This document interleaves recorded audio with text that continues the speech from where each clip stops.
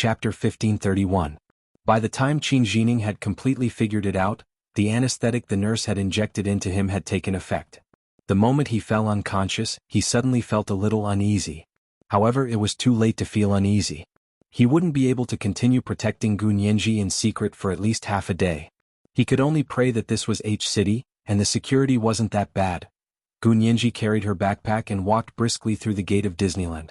The first attraction after entering the door was American Town. On both sides of the street were the buildings of American rural towns. The walls were the color of smoke and the roofs were grayish-blue. It did not look like a modern American rural town, but an ancient European town in the 18th century. Hakuna, the theme song from the Disney movie The Lion King, plays all around. Matata, the Swahili language of the Bantu languages of Africa, meant don't worry, or no problem. It means no worries for the resto fierdes it's our problem-free philosophy Hakuna Matata. Be carefree all day long. Relax. All difficulties will be far away. Hakuna Matata. The cheerful tune echoed in Gu Nianji's ears. Her mood was like the October sunshine in South China, bright, cheerful, warm, and uplifting. Gu Nianji couldn't help tapping her feet and dancing with the staff dressed as cartoon characters in front of her.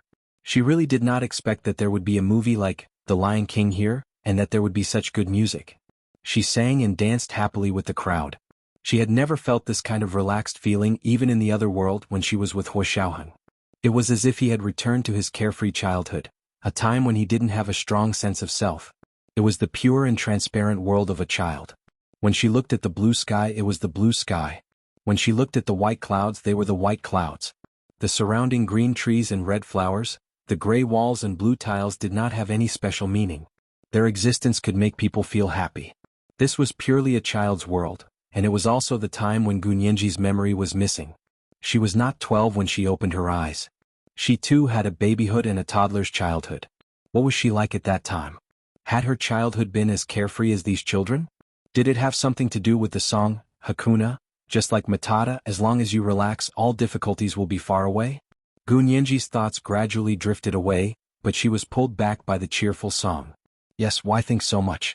Be carefree and joyful and sing along. She couldn't stop laughing. She was as cheerful as a lark. When the children heard her singing out of tune, they pointed at her and laughed. She did not get angry. She made a face at them and continued to sing out of tune as if no one was around. At this moment she was just a child. Children were allowed to make mistakes.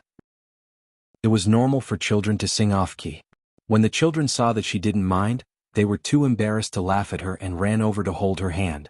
Everyone circled around the cartoon characters and sang. Gu Nianji was so happy that she forgot everything else. In the past 30 minutes she had laughed more than she had in the past 2 months. After the song ended, she went to a roadside stall to buy ice cream. Just as she was about to give the money to the ice cream seller, the man suddenly asked, "Excuse me, are you Miss Gu Nianji?" Gu Nianji froze as she held the ice cream. "Do I know you?" The man smiled and said, "Someone asked me to give this to you." He handed her a golden lucky star that was folded out of paper. Gu Nianji took it curiously. As she ate the ice cream, she walked to the side of the road and looked at the golden lucky star over and over again. She was sure that it was the clue that Lu Jin had mentioned. Gu Nianji didn't see anything special on the surface of the lucky star. She carefully took it apart. There was a sentence written on the golden cardboard: "Find the place where little Simba first proved his courage and get his first gift." Gu Nianji couldn't help laughing. This Lu Jin was really interesting. How did he know that she liked to play this kind of game? She turned the golden cardboard back into the lucky star and put it in her backpack. With the ice cream in her mouth, she narrowed her eyes as she sized up the theme park. Little Simba was the main character in the Disney movie, The Lion King. The place where he first proved his courage in the movie was to explore the elephant graveyard. But this was Disneyland. How could there be an elephant graveyard? Gu Nianji blinked, her long eyelashes fluttering like 2 rows of small fans. She suddenly saw the Dumbo spinning world, not far away. The beautiful Dumbo over there must be the answer to that piece of paper. Gu Nianji's eyes lit up. She threw the rest of the ice cream in her hand into the trash can and ran towards the most beautiful blue Dumbo at the front of the Dumbo spinning world. The Dumbo here was actually a merry-go-round ride. 2 people could sit on each Dumbo, and it was as if everyone was flying on the Dumbo. There were many cartoon characters around them. It was still the same Disney style, singing and dancing, and they were so happy that they could fly. Gu Nianji ran over and smiled at the blue Dumbo. "I found you." The place where little Simba first proved his courage. As soon as she finished speaking, a cartoon character who looked like Timon from The Lion King walked over to her. He smiled and gave her an exquisite pink gift box. "This is Miss Prize. Please accept it." Gunyenji happily took it and said, "Thank you," to the person.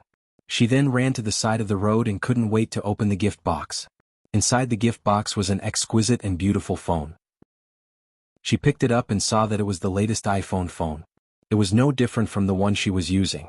Gunyenji raised an eyebrow and saw that there were two pieces of paper in the box. The first one said, "This is a special phone for Nyenji. It is equipped with a graphene battery specially made for Nyenji. It has a strong battery storage capacity. It can be recharged for 20 years. It's a secret." 20 years. Gunyenji couldn't help screaming. She remembered this kind of battery. In the other world, Hua Xiaoheng's mother, Song Jining, had personally polished and made graphene batteries. They had a strong battery storage capacity. When installed in Hua Xiaoheng's uncle Hua Guanyuan's phone, they could be recharged for 10 years. The graphene battery she had here had a standby capacity of 20 years. The duration was twice as long as Hua Guanyuan's phone. Gunyenji had long coveted that kind of battery, but because the production method was too complicated and time-consuming, she had never mentioned it to Song Jining. She hadn't expected her wish to be strangely fulfilled in this world. Gunyenji was so excited that her face turned red. After playing with the phone for a while, she carefully placed the new phone in her backpack and looked at the second piece of paper. This was the second clue: find the second place where little Simba proved his courage and get the second gift. In the movie, the second place where little Simba proved his courage was through a canyon. There he was chased by a herd of galloping antelopes. Gunyenji was completely immersed in the game. She raised her head and looked round. Canyon, canyon. She had to find a place similar to the canyon in the movie, The Lion King. As far as she could see, she couldn't see any attractions that looked like canyons. Gunyenji took out a map that she had picked up when she entered the park and immediately saw the scenic spot, Grizzly Valley. It must be here. She excitedly ran towards Grizzly Valley. The scenic spot there actually looked like the early gold rush in the western United States. However, on the surface, the gray rocks and yellow mountains looked very similar to the canyons of the Central African savanna. A gold rush train passed in front of her. Gunyenji covered her face with her hands like a small trumpet and shouted, "I found you!" The place where little Simba proved his courage for the second time. From a small room at the train station next to the canyon, a cartoon character dressed in the warthog Pumbaa from The Lion King walked out and handed her a second gift box with a smile. "Congratulations, miss. This is your gift." Gunyenji smiled and said thank you to him. She took the gift box and held it in her arms before quickly running out of the valley. When she arrived at the rest area outside the valley, she found a place with no one around and opened the gift box. Inside the black gift box lay a photo and a car key. On one side of the red car key was her English name, Sirius. On the other side was a galloping pony. This was the Ferrari car key. Gunyenji's heart skipped a beat. She looked at the photo again. It was almost exactly the same as the customized Ferrari sports car that Hua Xiaoheng had given her in the other world. Could it be that even the sports car had a counterpart? Gunyenji felt a little dizzy. Happiness came so quickly like a whirlwind that her heart was about to jump out of her throat. Gunyenji clutched her chest and took a few deep breaths. She tried her best to calm herself down. She looked at the back of the photo. There were a few lines of words written on it. A customized Ferrari sports car for Nyenji. It's waiting for you in Sea City. Keep it a secret. Gunyenji couldn't stop smiling. She thought to herself that Lu Jin was so funny. How could she keep such a big sports car a secret? She shook her head and put the car key into her backpack. The temptation of the phone gift was too great. She would definitely take it. But she wouldn't take this sports car. When she saw Lu Jin later, she would return the car key to him. Then she looked at the third clue in the gift box. Last stop, little Simba is in danger. The place where the Lion King father went to save him. Get the ultimate gift. Gunyenji's heart skipped a beat. She began to feel that something was wrong. But she couldn't connect the dots at the moment. Her heart was confused and her mind couldn't keep up. She stood by the side of the road for a while and looked at the children running around in front of her. She couldn't help but be attracted by their joy. She heard Hakuna again. The relaxing tune of Matata suddenly made her feel enlightened. She quickly put aside all her worries and ran to her last stop. Little Simba was in danger in Antelope Canyon. However, the place where the Lion King father went to save him was not a canyon but a cliff. And the only place in the entire Disneyland that could be close to the cliff was the Adventure Forest. This was the first update of the day, Chapter 1520, Relax. They would continue to reward and update at 8 p.m. Yes, next was the time to ask for votes. Don't be careless and throw your monthly votes and recommendation votes over. Moi, all the big shots and little angels. Chapter 1532. The Adventure Forest at Disneyland in H-City was a scenic spot that was modeled after a Thai rainforest. A man-made river meandered through the area, and there were people rowing rafts on the river. The trees in the scenic spot blocked out the sun, and the light was very dim. Gunyinji wasn't afraid at all. She was actually a very cautious person, but she had an unusual amount of trust in Lu Jin. She knew that Lu Jin wouldn't hurt her, just as she knew that Hua Xiaoheng wouldn't hurt her. She stood at the entrance of the Adventure Forest for a while, and from time to time, tourists would walk in with their children. The winding path blocked her view and it looked like a maze. Such a place wasn't big, but it wasn't small either. How was she going to find the place where the Lion King fell off the cliff in the movie? Gunyinji's beautiful long eyebrows furrowed slightly, and her brows twitched slightly. She suddenly thought of something. She opened her backpack and took out the first gift Lu Jin had given her, the phone with a graphene battery. She pressed the power button and entered the phone. She set up face recognition and looked at the contents of the phone. As expected, she opened the map on her phone.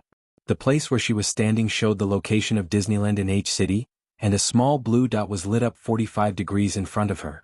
Gunyinji immediately walked towards the blue dot. She believed that the blue dot didn't exist for no reason. It must have been a clue given to her by Lu Jin. From the map, the straight line distance from where she was standing to the blue dot wasn't far. But the problem was, how could there be a straight line distance for her to walk in the rainforest? Every time she got closer, she would have to take a lot of detours. Gradually, she noticed that there were fewer and fewer tourists around her. Finally, she was the only one left. She arrived at a canyon surrounded by low rockery on all sides. This was a tropical rainforest and there were thick vines wrapped around it. It looked very eerie. The leaves were so dense that not a single ray of sunlight could penetrate through. She stood in the middle of the canyon, as if she was in a special IMAX theater surrounded by a ball. Was this the place? Gunyinji hesitated for a moment and said softly, "This is where little Simba was in danger. Daddy Lion King went to save him and fell off the cliff?" Her words were like a voice, and she had activated her voice-activated equipment. A fine light suddenly lit up in the dense forest. The light shone through the leaves and onto the clearing not far in front of her. The dark green leaves above his head, the dim tree trunk beside him, and the dark blue flowers at his feet were all lit up by the light. The canyon wasn't big, so the light seemed to be within reach of Gunyinji. Gunyinji stared fixedly at the light in front of her and found that it was changing and combining, finally forming a holographic virtual image. A huge, majestic lion. This lion looked very realistic, as if a real lion was standing in front of her. However, Gunyinji wasn't afraid at all because the lion's gaze was too warm and kind. It looked at her and raised its front paw. Its voice was deep and thick, the kind of subwoofer that Gunyinji loved to hear. It was reading a line from the Disney cartoon The Lion King. That was when little Simba became an adult and couldn't accept his responsibilities as the Lion King. When he was confused and helpless, his dead father appeared from the stars and said this. It was also Gunyinji's favorite line in the entire movie. Simba yuhafatem. Yuhavaten wa yuhuaren so yuhafatem. Look and say to yourself Simba warmarethan wadi you have be. Remember hoyuer yormikil danthian lickled formuola lif. Remember hoyuer ilways batheraphoria. Simba Michael, please don't fet me. Little Simba, you have forgotten who I am. Because you forgot who you are, you also forgot me. Ask your own heart, you will be better and stronger than you are now. Remember who you are. You are my child, the only child I will ever have. Remember who you are. I will always be by your side. Little Simba, my child, please do not forget me. It was clearly a line from a movie, and when she listened carefully, it was slightly different from the lines in the movie. However, for some reason, Gunyinji suddenly burst into tears. She quickly took out a tissue and wiped her tears. At this time, the lion in the holographic image suddenly changed its tone. It no longer spoke English but Chinese. The last clue. Find Lu Jin within 10 minutes and you'll win. You'll get the ultimate prize. Gunyinji was stunned. She quickly wiped away her tears and watched the holographic image of the lion in front of her slowly disappear. *CK. She still had to find Lu Jin to get the award. Gunyinji couldn't care less about the strange feeling in her heart. She quickly began to search for traces of Lu Jin in the adventure forest. She only had 10 minutes. She had taken almost 20 minutes to explore the entire forest. Gunyanji was anxious, so she started running. As she walked out of the canyon, she gradually saw other tourists. She ran over and tilted her head to look at them one by one. No, none of them. Where was Lu Jin hiding? The last question was too tricky. Not only did she not have any clues, but she also had to find him from so many tourists. What was even worse was that there was a time limit. Gunyanji wanted to hit someone. She angrily ran out of the adventure forest and looked at the time. 9 minutes had passed. Suddenly, a tall, thin man in black casual clothes flashed past in front of her. It was Lu Jin from the back. Gunyanji was overjoyed. She quickly ran over and patted the man on the shoulder. "I found you, Mr. Lu." The man turned around and asked inexplicably, "Miss, you must have mistaken me for someone else, right? My surname isn't Lu." It wasn't Lu Jin. Gunyanji was extremely embarrassed. She quickly said, I'm sorry. I really mistook you for someone else." She quickly turned around and left, continuing to search the crowd. How was she going to find Lu Jin? Did he really not leave any clues? Gunyanji's gaze wandered and she caught a glimpse of a cartoon character dressed as a lion king by the side of the road. Her heart skipped a beat and she was about to walk over when she saw a man in a navy blue casual suit from the corner of her eye. His back was exactly the same as Lu Jin's. She instinctively ran over. This time she didn't rashly pat him. Instead, she said politely, "Sir, someone's looking for you." The man turned around. Gunyanji was shocked. It wasn't Lu Jin. She quickly smiled apologetically. "I'm sorry, I mistook you for someone else." The man smiled, nodded slightly, and continued walking forward. Gunyanji turned around again and saw the cartoon character dressed as a lion king by the side of the road. She slowly walked towards him. "Mr. Lu, you're so cunning." She frowned. "You actually used two doubles to confuse me." The cartoon character dressed as a lion king laughed. It was Lu Jin's voice. He raised his wrist and pointed. 10 minutes have passed. "Miss Gu, you've lost." Gunyanji stomped her feet. "You cheated. Actually, I saw you just now, but another person who looked like you from the back came out." "Yes, eyes can sometimes lie," Lu Jin said meaningfully. "But a loss is a loss. Can't you afford to lose?" "Of course not." Gunyanji shook her head seriously. "I'm a very good gambler. Tell me, what do you want me to do?" Lu Jin looked down at her and took out another cartoon costume from behind him. "I said that if you lose, you'll play Disneyland with me again." Gunyanji, what did he mean? Lu Jin handed the cartoon costume to Gunyanji. "This is my condition. How about you pretend to be little Simba and play with me, the old Lion King, for the day?" "So that's how it is." Gunyanji smiled like a flower. Okay. No problem. Don't be in a hurry to answer." Lu Jin's voice had a hint of a smile. "Since you're putting on a show, you have to put on a show. You're little Simba and I'm the old Lion King. What should you call me?" "Daddy, of course." Gunyanji said casually as she took the cartoon costume from Lu Jin. Lu Jin's hand stiffened and he gripped the costume tightly. Gunyanji tugged at it, but he didn't take it. "Mr. Lu?" She looked over in confusion. Lu Jin took a few deep breaths and came back to his senses. He smiled softly and said, "Wrong, what should you call me?" "I haven't changed yet. I'll call you Daddy after I change." Gunyanji smiled slyly. The little worry in her heart was gone, and she felt even more relaxed. Lu Jin took her backpack and watched as Gunyanji put on the little Simba outfit and put on the headgear. They were like two lions, one big and one small, playing at Disneyland. Gunyanji had never expected Lu Jin to be as crazy as a young man at his age. They went on the Cinderella merry-go-round, took the high-speed train in Grizzly Valley, went on an adventure in Winnie the Pooh, and went on a postmodern space saucer and a dark, blurry mansion. Gunyanji was panting after playing all these games, but Lu Jin was still in high spirits. "Why is little Simba so weak? He's not even as strong as a middle-aged lion like me." Lu Jin smiled and rubbed her little lion hood. "From now on you have to run every morning. You can't sleep in." Gunyanji thought of Hua Xiaoheng when he said that. She said proudly, "Someone used to urge me to run. Now that he's not by my side, I want to take the opportunity to slack off." Lu Jin, only Gunyanji could describe slacking off in such a refreshing and refined manner. "Okay, the game's over. Are you tired? If you're tired, we'll go back." Lu Jin led Gunyanji to a secluded place and took off the hood. It hadn't been easy for him to be the Lion King for the whole day. Gunyanji took off little Simba's hood. She wasn't out of character yet. She smiled and said, "Okay, Daddy." Lu Jin's expression changed slightly. He looked at her gently and rubbed her head again. This time he rubbed her soft black hair. "Be good." Then he took her hood as if nothing had happened and put it in a bag. Gunyanji finally realized what she had said. She was very embarrassed and stammered, "Mr. Lu, I was too immersed in character." She was addicted to playing little Simba. This was the second update of the day, Chapter 1521, Too Immersed in Character. This was the second update of the 100,000 Chidian coins given to the leader of PPL in February. Yes, next was the time to ask for votes. Don't be careless and throw your monthly votes and recommendation votes over. P.S. I already have an idea for the sweet extra that I promised everyone. Everyone can go to Weibo this weekend to take a look. Writer, Records of Cambrian. Moi, all the big shots and little angels. Chapter 1533. Lu Jin looked at her in shock and didn't react for a moment. Gunyanji became even more uneasy. She couldn't help but wonder what was wrong with her. She shamelessly called him Daddy, just because he treated her a little better.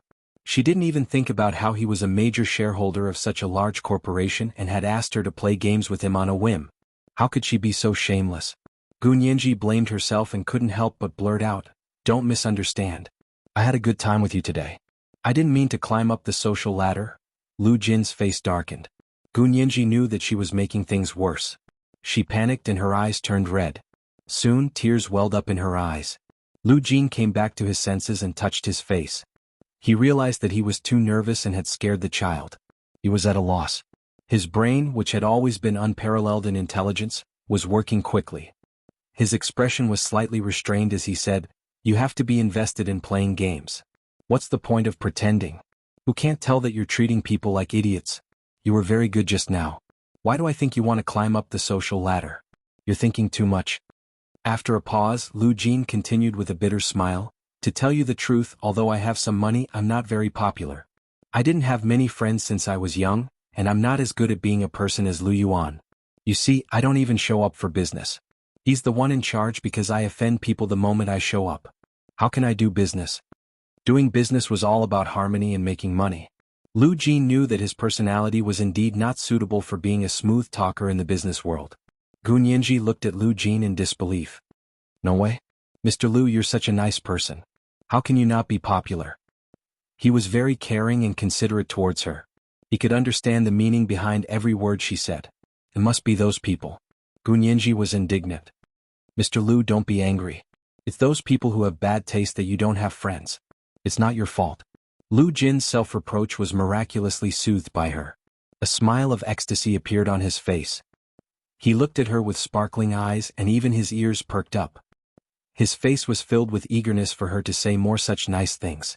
Every pore on his body felt extremely comfortable, and his entire body was like a huge bubble that was about to soar into the sky. Gunyanji felt her heart ache when she saw this. She thought she finally understood why Lu Jin was so nice to her, whom she had never met before. This person had a friendship thirst. It could be seen that he really did not have any friends. Therefore, whenever he met someone who wasn't prejudiced against him and could talk to him, he couldn't wait to dig out his heart. Gunyanji was also this kind of person.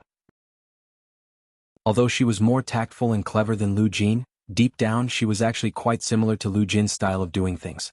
It was just that she had been trained by Hua Xiaoheng's side since she was young that all her unpleasant bad habits had been flattened. Gunyanji pulled up Lu Jin's furry lion hand, and said sincerely, "From now on, I'll be your friend. If you don't mind, I can be your best friend. I will not let others bully you, nor will I let them isolate you. If anyone says that you don't know how to behave, I'll teach him how to behave." At the end of her sentence, a hint of murderous intent appeared on her pretty face. She was like a little kitten that had extended its claws to show that it was super fierce, baring its teeth and brandishing its claws. Lu Jin was so happy that he was about to be drunk. He didn't realize it and revealed his true colors. He nodded repeatedly and said, "Good, good, good. With your help, I'm not afraid that I won't have any friends because I'm so smart." Gunyanji, why did it sound like something was wrong? Smart enough to have no friends? Gunyanji's bright and clear eyes narrowed unkindly. If Hua Xiaoheng was here, he would definitely be able to tell that Gunyanji was on the verge of going berserk. Unfortunately, Lu Jin didn't know much about Gunyanji.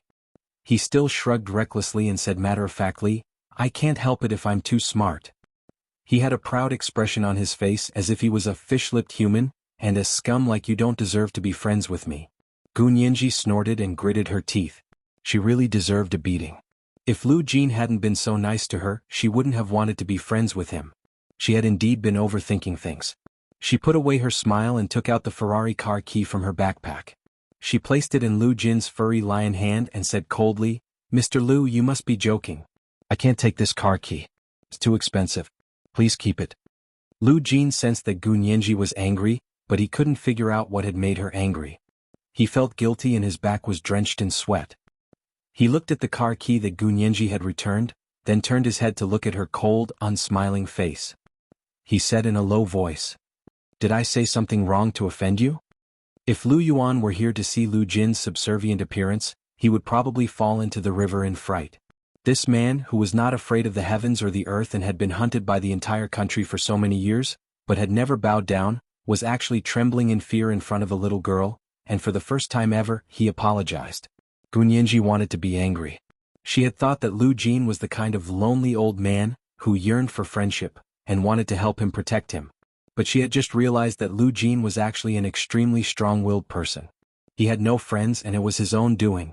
She raised her eyelids. She had wanted to stab him with a few words, but when she saw his nervous expression, he was like a completely different person from the man who had accidentally revealed his arrogant attitude just now. Although she was unhappy, she couldn't be angry at him at all, because he had the right to look down on all living beings. Gu Nianji admitted that she was still a little sour. This made her feel like she was being stupid. Gu Nianji thought so and said casually, "You think it's funny to tease me like this? I'm so stupid that I don't deserve to be friends with Mr. Lu. I don't dare accept your gift." Lu Jin understood that the little girl was overthinking. Gu Nianji wasn't one of those fish-lipped humans. Lu Jin hugged his Lion King mask and spun around. He was a little crazy. How was he going to explain his indiscreet words just now? Stroking his lion tail with one hand, Lu Jin suddenly remembered. He took out his phone and moved closer to Gu Nianji as if he was trying to curry favor with her. He whispered, "I also wrote a small program that's better than Zhao Liang's.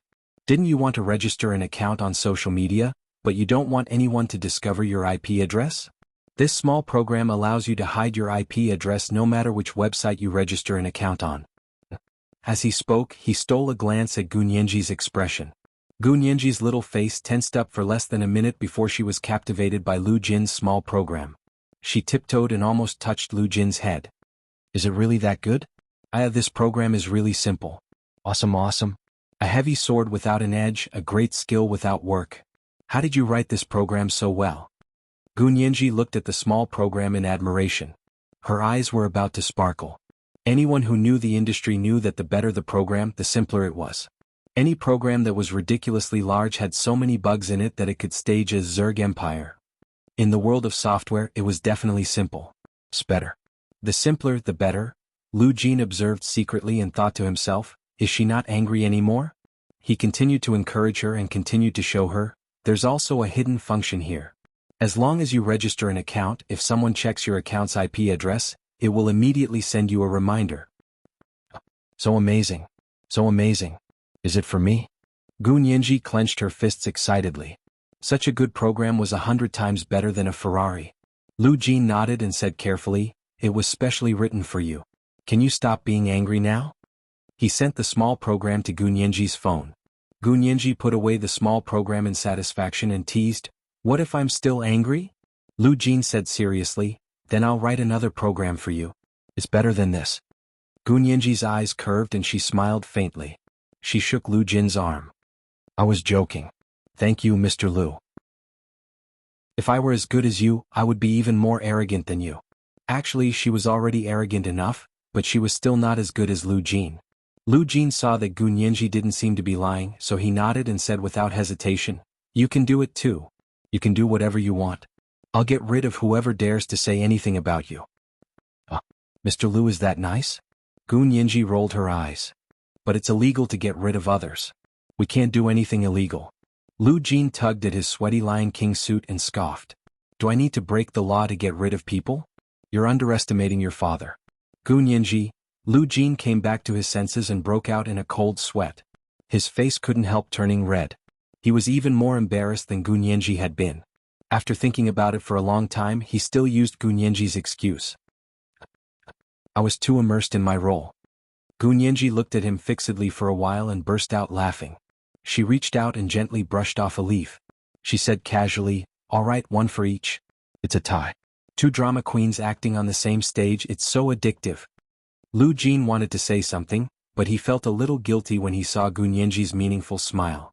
Just as he was at a loss for what to do, his phone vibrated. Lu Jin quickly took it out and saw that it was Lu Yuan's call. He immediately swiped it open and picked it up. "What's the matter?" Lu Yuan's expression was very serious.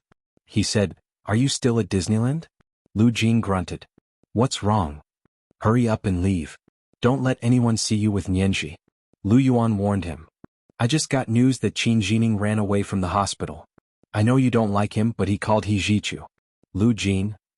"You don't care about Qin Jining, but what about He Jichu? This kid is even smarter than a monkey. Don't let your guard down." Lu Jin subconsciously looked at Gu Nianji, who was having a great time playing with her phone. He happened to see her pale side profile. She was sweating a little like a peeled lychee that had just been taken out of the snow. She was moist and tender from the inside out. She had an exquisite straight nose, and her long thick eyelashes, which were like small fans, densely covered her big bright eyes. Her pupils were so black that it made people dizzy when they looked at her. Her curvy lips were naturally curved into a smile. He couldn't get enough of it. How could he bear to leave her now? When Lu Yuan heard that he didn't say a word, he knew that he was acting up again. He quickly tried to persuade him, "If you can't bear it, you'll ruin the big plan. How many years have you waited? Even if you don't think about yourself, you have to think about Nianji. She's new here and doesn't have anything. Only you, only me, and He Jichu. Only these three people can sincerely do what's best for her. But if He Jichu finds out, do you believe that Nianji will be the one who'll have it the hardest?" It wasn't easy for her to leave the imperial capital and live her own life in peace. "Why are you in such a hurry? There's still a long way to go." Lu Yuan's, "There's still a long way to go," rekindled Lu Jin's hope. He gritted his teeth and said, "Okay, I'll leave right away, but you have to promise to do a few things for me. They're all related to her." Lu Yuan knew that he was talking about Gu Nianji. He slammed his hand on the table and scolded jokingly, "All right, when have I not helped you? Besides, Nianji is my family. How can I not help her?" Lu Jin spat. "Your family? Lu Yuan, I didn't expect you to be so thick-skinned." Lu Jin gritted his teeth as he hung up the phone in displeasure. Gu Nianji happened to look up and was a little confused. "Mr. Lu? Is that CEO Lu?" She happened to hear Lu Jin say, "Lu Yuan." Lu Jin said regretfully, "I have something to do at the company. I have to leave first. Take off your little Simba suit and give it to me." "Okay." Gu Nianji quickly took off little Simba's little lion cartoon suit and put it in the bag from before handing it to Lu Jin. Lu Jin did not take off his Lion King suit. He put on the Lion King's headgear and opened his arms to Gu Nianji. He said in the Lion King's voice, "Simba, give Daddy a hug." Gu Nianji looked up at him and a spark lit up in the depths of her eyes. She smiled slightly and walked over to hug Lu Jin, the Lion King. Lu Jin lowered his head and whispered in her ear, "Don't tell anyone that you were with me today. Remember, we didn't meet today." As he spoke, he quickly turned around and left. He ran so fast as if he was worried that if he slowed down, he wouldn't be able to bear to leave. Gu Nianji looked at Lu Jin's panicked back and frowned slightly. After a long time, her lips curled into a very faint smile. She didn't want to leave with Lu Yuan one after the other, so she sat in the small room for a while and went online on her phone. She hadn't gone online for a day, but she realized that the outside world had changed. Zhao Liang's program should have been written by now, because just this morning, a new account had appeared on Twitter and announced some of the important information that Dresden had brought out. It announced that the United States was monitoring internet users all over the world, especially the leaders of several Western countries. It had already caused a huge uproar in the Western world. The United States was in a mess from top to bottom, and the Department of Justice was in a panic to charge Dresden with treason. Dresden had already contacted Senator He of the Legislative Council in H City and hired him as his lawyer to respond to the U.S. Department of Justice's lawsuit. As a result, the news that Dresden was in H City of the Wuxia Empire spread like wildfire. All the powers gathered in H City, and the small H City once again showed the charm of the Pearl of the East. Gu Nianji looked at the storm she had stirred up and curled her lips. She flicked her phone and thought to herself, this is just the beginning. Seeing that the sky outside was getting dark, she came out of the room. Disneyland was about to close and the tourists were walking out in twos and threes. Gunyanji walked alone in the unfamiliar crowd. Her expression was relaxed and tiny beads of sweat appeared on her forehead.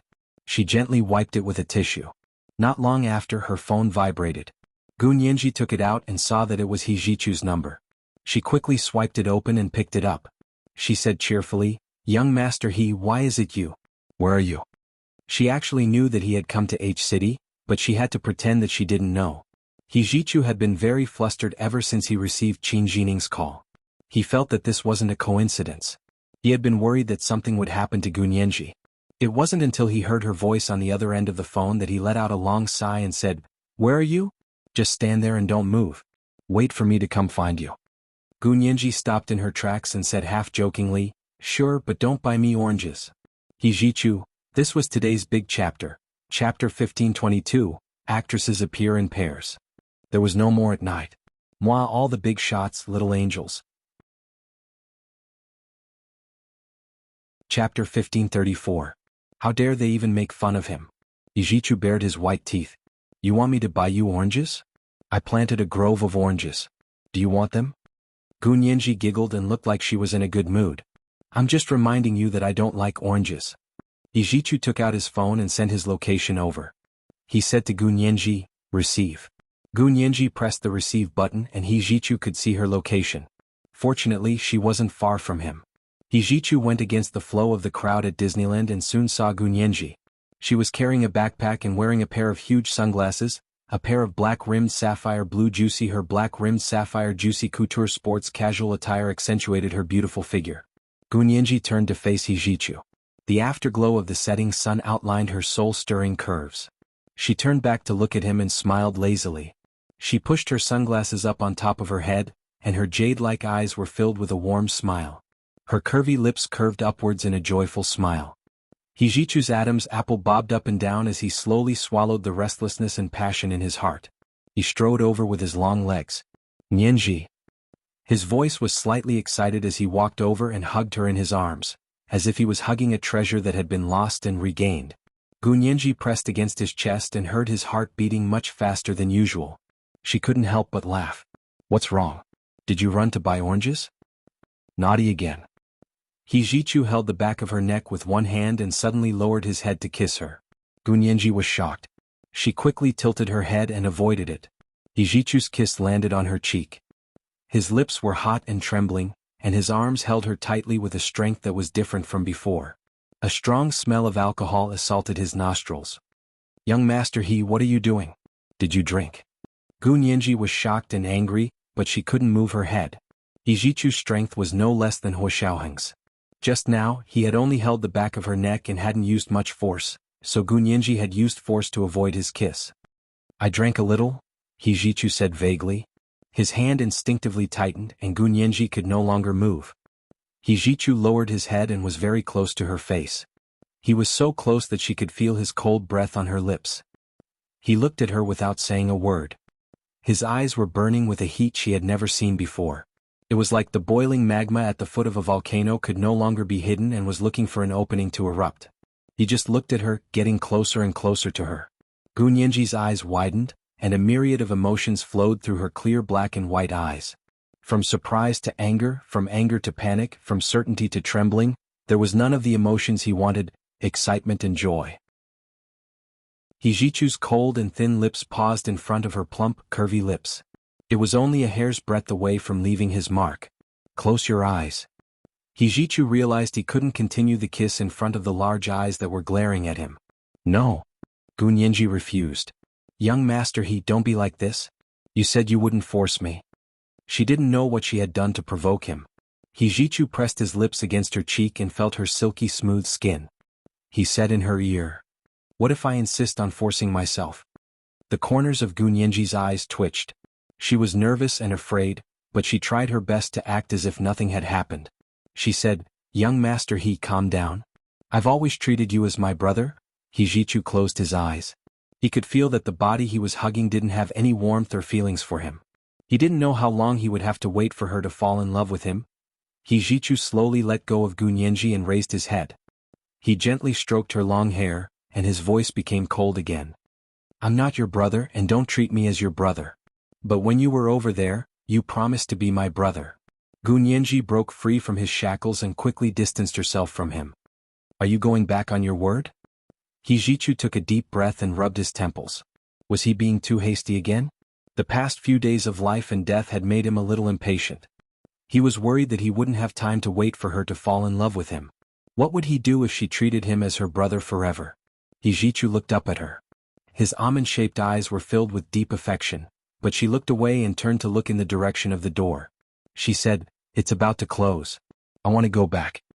Hijichu walked over and held her hand. "Let's go. I'll take you back to the hotel. I can walk by myself." Gunyenji pulled her hand away and frowned. Her good mood for the day had been ruined. She was very unhappy. Hijichu looked at her for a while and finally gave in again. He raised his hands. "All right, it's my fault. I'm sorry. I drank too much today." Gunyenji had long smelled the alcohol on him. She fanned herself in front of her and said unhappily, "You're showing your true colors when you're drunk, aren't you? If you continue to be like this, I'll cut off all ties with you." When Qin Jining called me, I was having dinner with a friend and had a little drink. Hijichu was actually having a celebratory drink with the members of his team.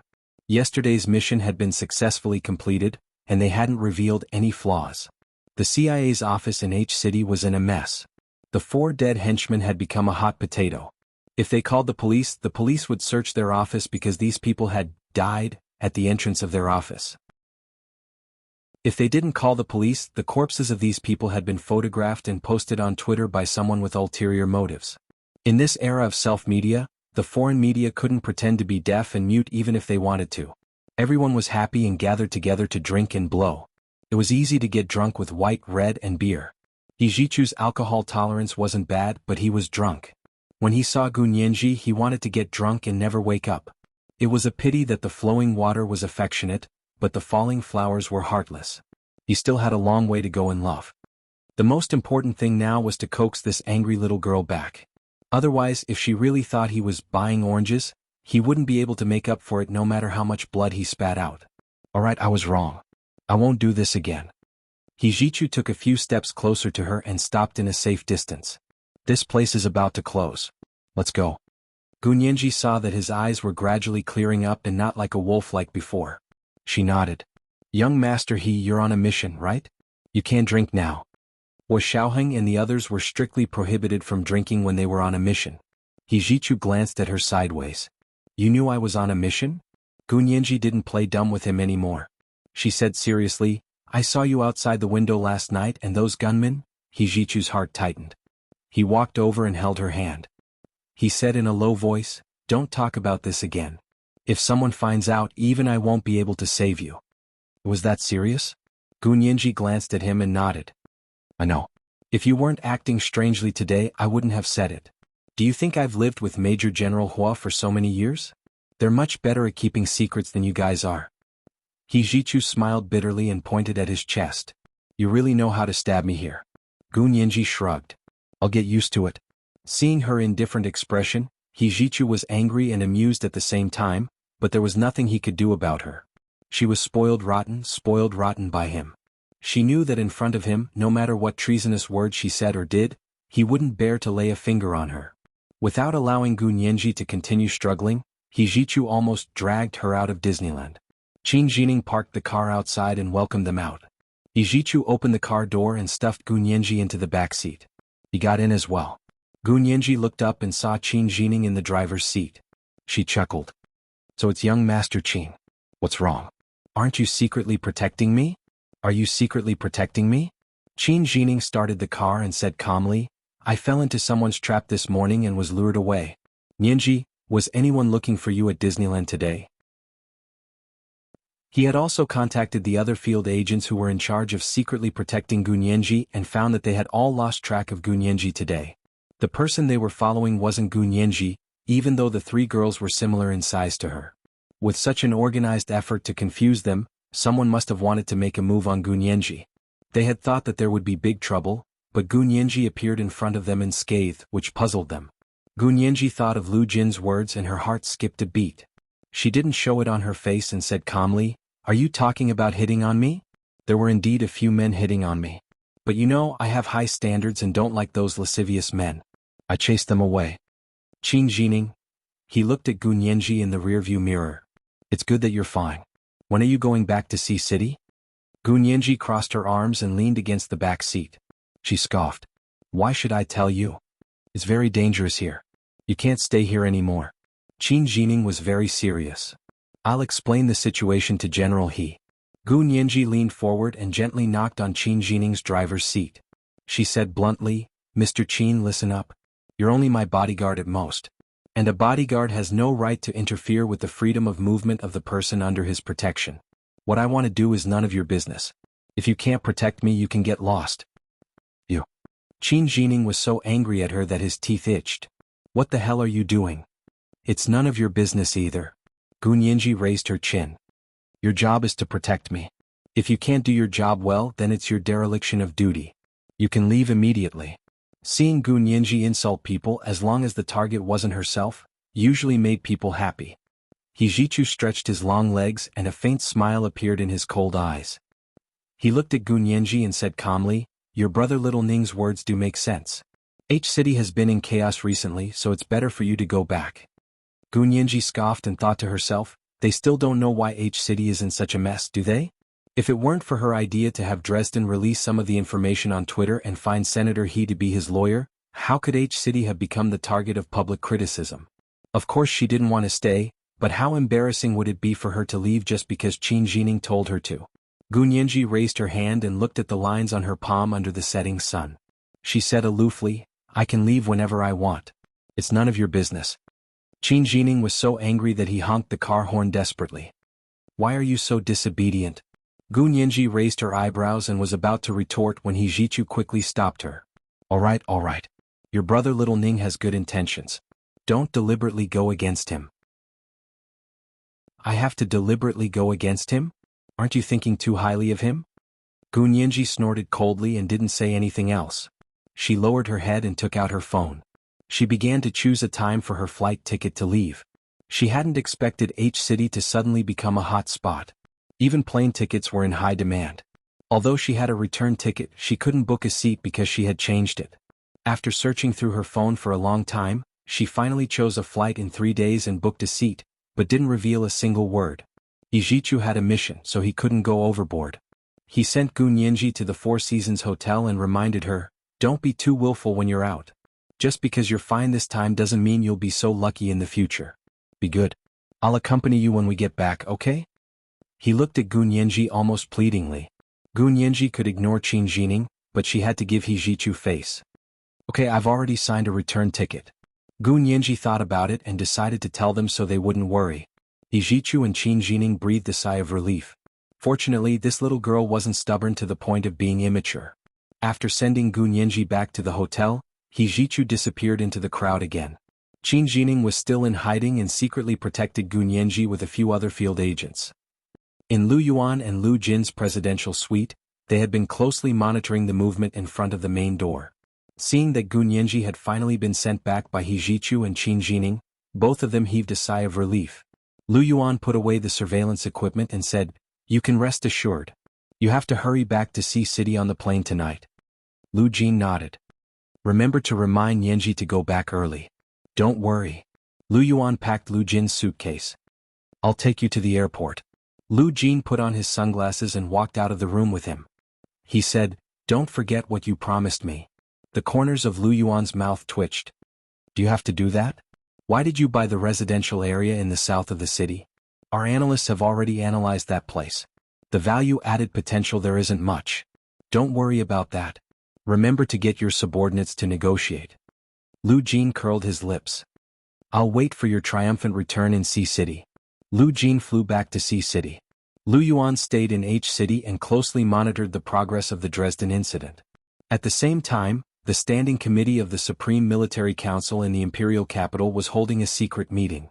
He Qingjian informed the 4 generals of their operation in H City and said happily, This operation went smoothly. Not only did it give the CIA a show of strength, but it also showed the Soviet Union our determination and strength.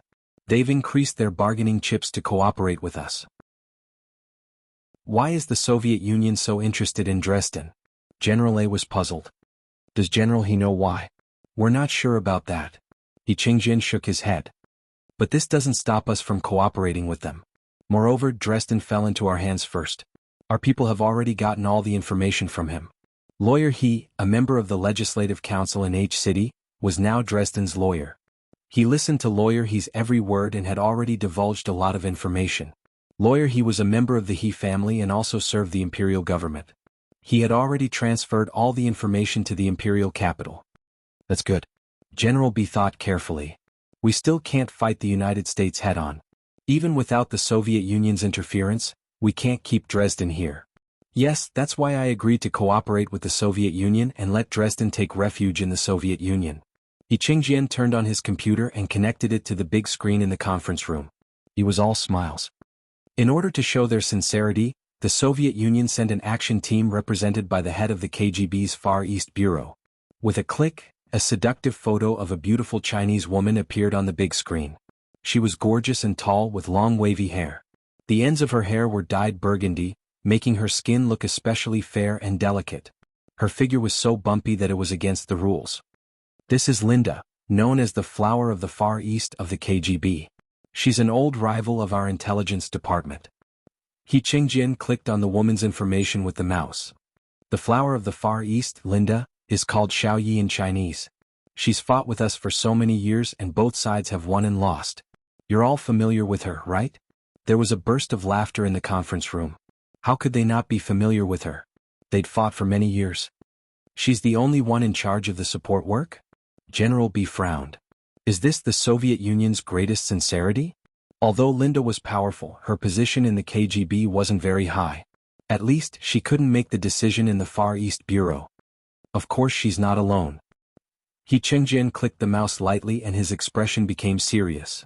In addition to her, the Soviet Union has also sent the most important figure in the KGB's Far East Bureau. It's the ace of the Far East, who has fought with us for so many years and has never lost, nor has he ever revealed his true face, Peter. On the big screen, Linda's beautiful photo faded away and was replaced by a photo of an Oriental Chinese man. His deep eyes looked coldly at the people in the conference room. His face was so handsome that it made people feel suffocated. Everyone was stunned for a moment. He Qingjian pursed his lips and clicked on his information. The KGB's ace of the Far East, Peter.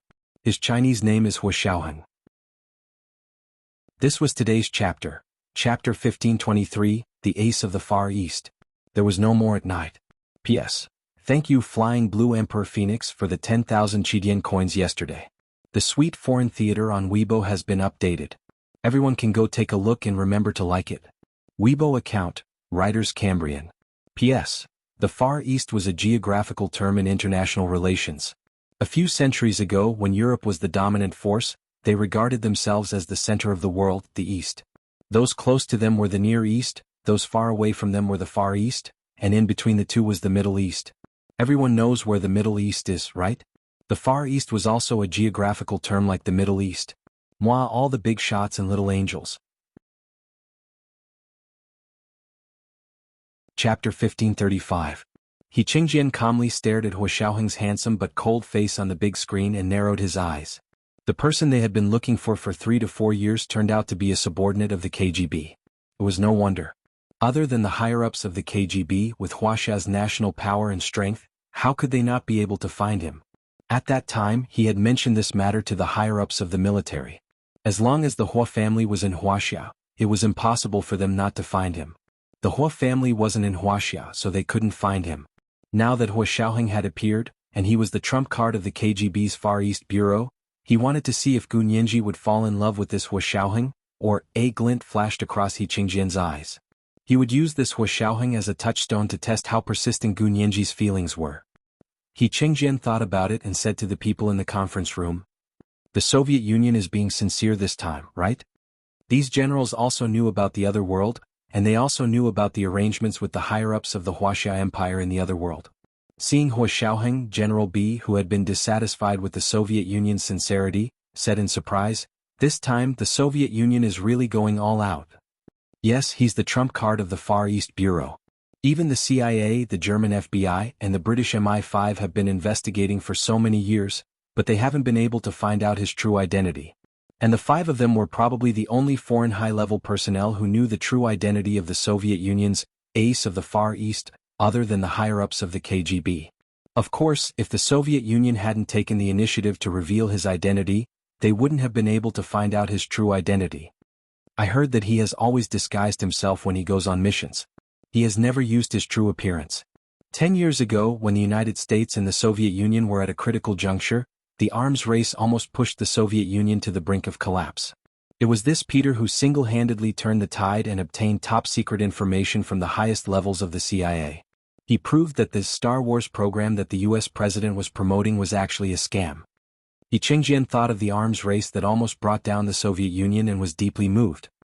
Yes, it was at that time that his status as the ace of the KGB's Far East Bureau was truly established.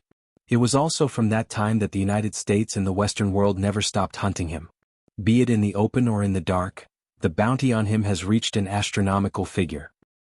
As long as you hand him over to the United States or Western intelligence agencies, you won't just be making a fortune. You'll get a fortune that can rival a country. The 5 generals were filled with admiration and respect, but they were also fearful of the person sent by the KGB. General C also said, "Actually, we should have thought of this 3 or 4 years ago. At that time, we had just found out that the most secretive and outstanding intelligence officer in the Wuxia Empire that corresponded to us in the other world was their Special Operations Forces General, Wuxia. We couldn't find this person in our country, so this person was most likely in the Soviet Union." Yi Chengjian was suddenly enlightened. He patted the back of his head and said with a smile, "You really woke me up." That's right. Such a capable intelligence officer is not in our country. The only place he can be is the Soviet Union. Everyone had a meeting for a while to discuss the countermeasures to deal with the arrival of the ace of the Far East, before leaving the meeting room. After the meeting, Yi Chengjian sent He Jichu the information on the members of the operation team sent by the KGB's Far East Bureau. He Jichu had just returned to his residence and was about to go to the bathroom to wash up. When he heard his phone ring, he took it over and saw that it was an encrypted message from his father. He quickly slid open his phone to take a look. These messages would be destroyed once they were read. They wouldn't be left on his phone, nor would they be stored on the internet. His finger paused on Linda's photo and quickly swiped it open. He saw the second photo, Ace of the Far East Peter. His hand trembled. He didn't have time to look at his specific information and quickly called Yi Chengjian back. "Father, what's going on? How could he be the KGB's Ace of the Far East?" "Yes, it's him, Wuxiaohan." Yi Chengjian nodded slowly. "It's surprising, isn't it?" "It's more than surprising." He Jichu smiled bitterly and sat on the sofa. He unbuttoned his shirt and felt very annoyed. "It's really him? How could it be?" "Although it's very surprising if you think about it carefully, this is the only possibility," Yi Chengjian said with certainty. "If we really have Wuxiaohan on our side, he wouldn't have been able to escape our search in the country. So the only possibility is that he's abroad and he's working in an organization that does a very good job of keeping secrets. Otherwise, our field agents abroad aren't to be trifled with." The Soviet Union previously admitted that Xie Zian was with them, and she was also a high-ranking member of the KGB. Now that her grandson is also in the KGB, it's only natural. Intelligence agencies actually like to have several generations of a family working in the same agency. That way it would be easier to keep secrets. If the parents were in this line of work, there was a high chance that the children would still be in this line of work. This was a tacit understanding among the intelligence agencies of all countries. He Jichu pursed his lips, his sparkling almond-shaped eyes silent. He said, "What is he doing here? Picking up Dresden?" Yi Chengjian nodded. "Yes, their operation team will come to pick him up and go to Moscow. They won't take a plane but will leave by sea. You have to remember to contact him and do a good job of changing shifts." Yi Jichu gripped his phone tightly, the veins on the back of his hand bulging. After a while, he gritted his teeth and said, "Where are they now?" "As far as I know, they've already gone to H City."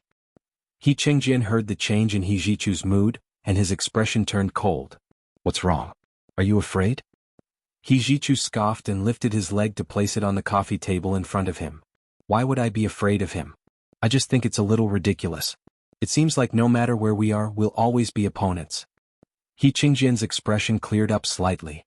He turned on the computer to check their plan of action and said calmly, "It's good that you're not afraid. Actually, it's good that he's here. At least it can make Nianji give up." "Don't dream. Someone will come and save her in the future. Nianji will know how good you are. Achu, no one but you can risk their lives to go to another parallel world. He Qingjin comforted He Jichu. She's still young. Don't be too anxious. He Jichu blushed when he thought of what he had done in the evening, but he didn't regret it at all. It was because of his uncontrollable impulse toward Gu Nianji this evening that he was further convinced that he really loved her. His feelings for her were definitely those of a man and a woman. If it was just the same kind of familial love as before, he wouldn't have that kind of desire for her. He Jichu stood up and walked to the wine cabinet. He took out a bottle of red wine and poured himself a shallow glass of red wine. He took a sip. Father, don't let her see this person for the time being. What's wrong? Are you worried that she'll fall in love with this person?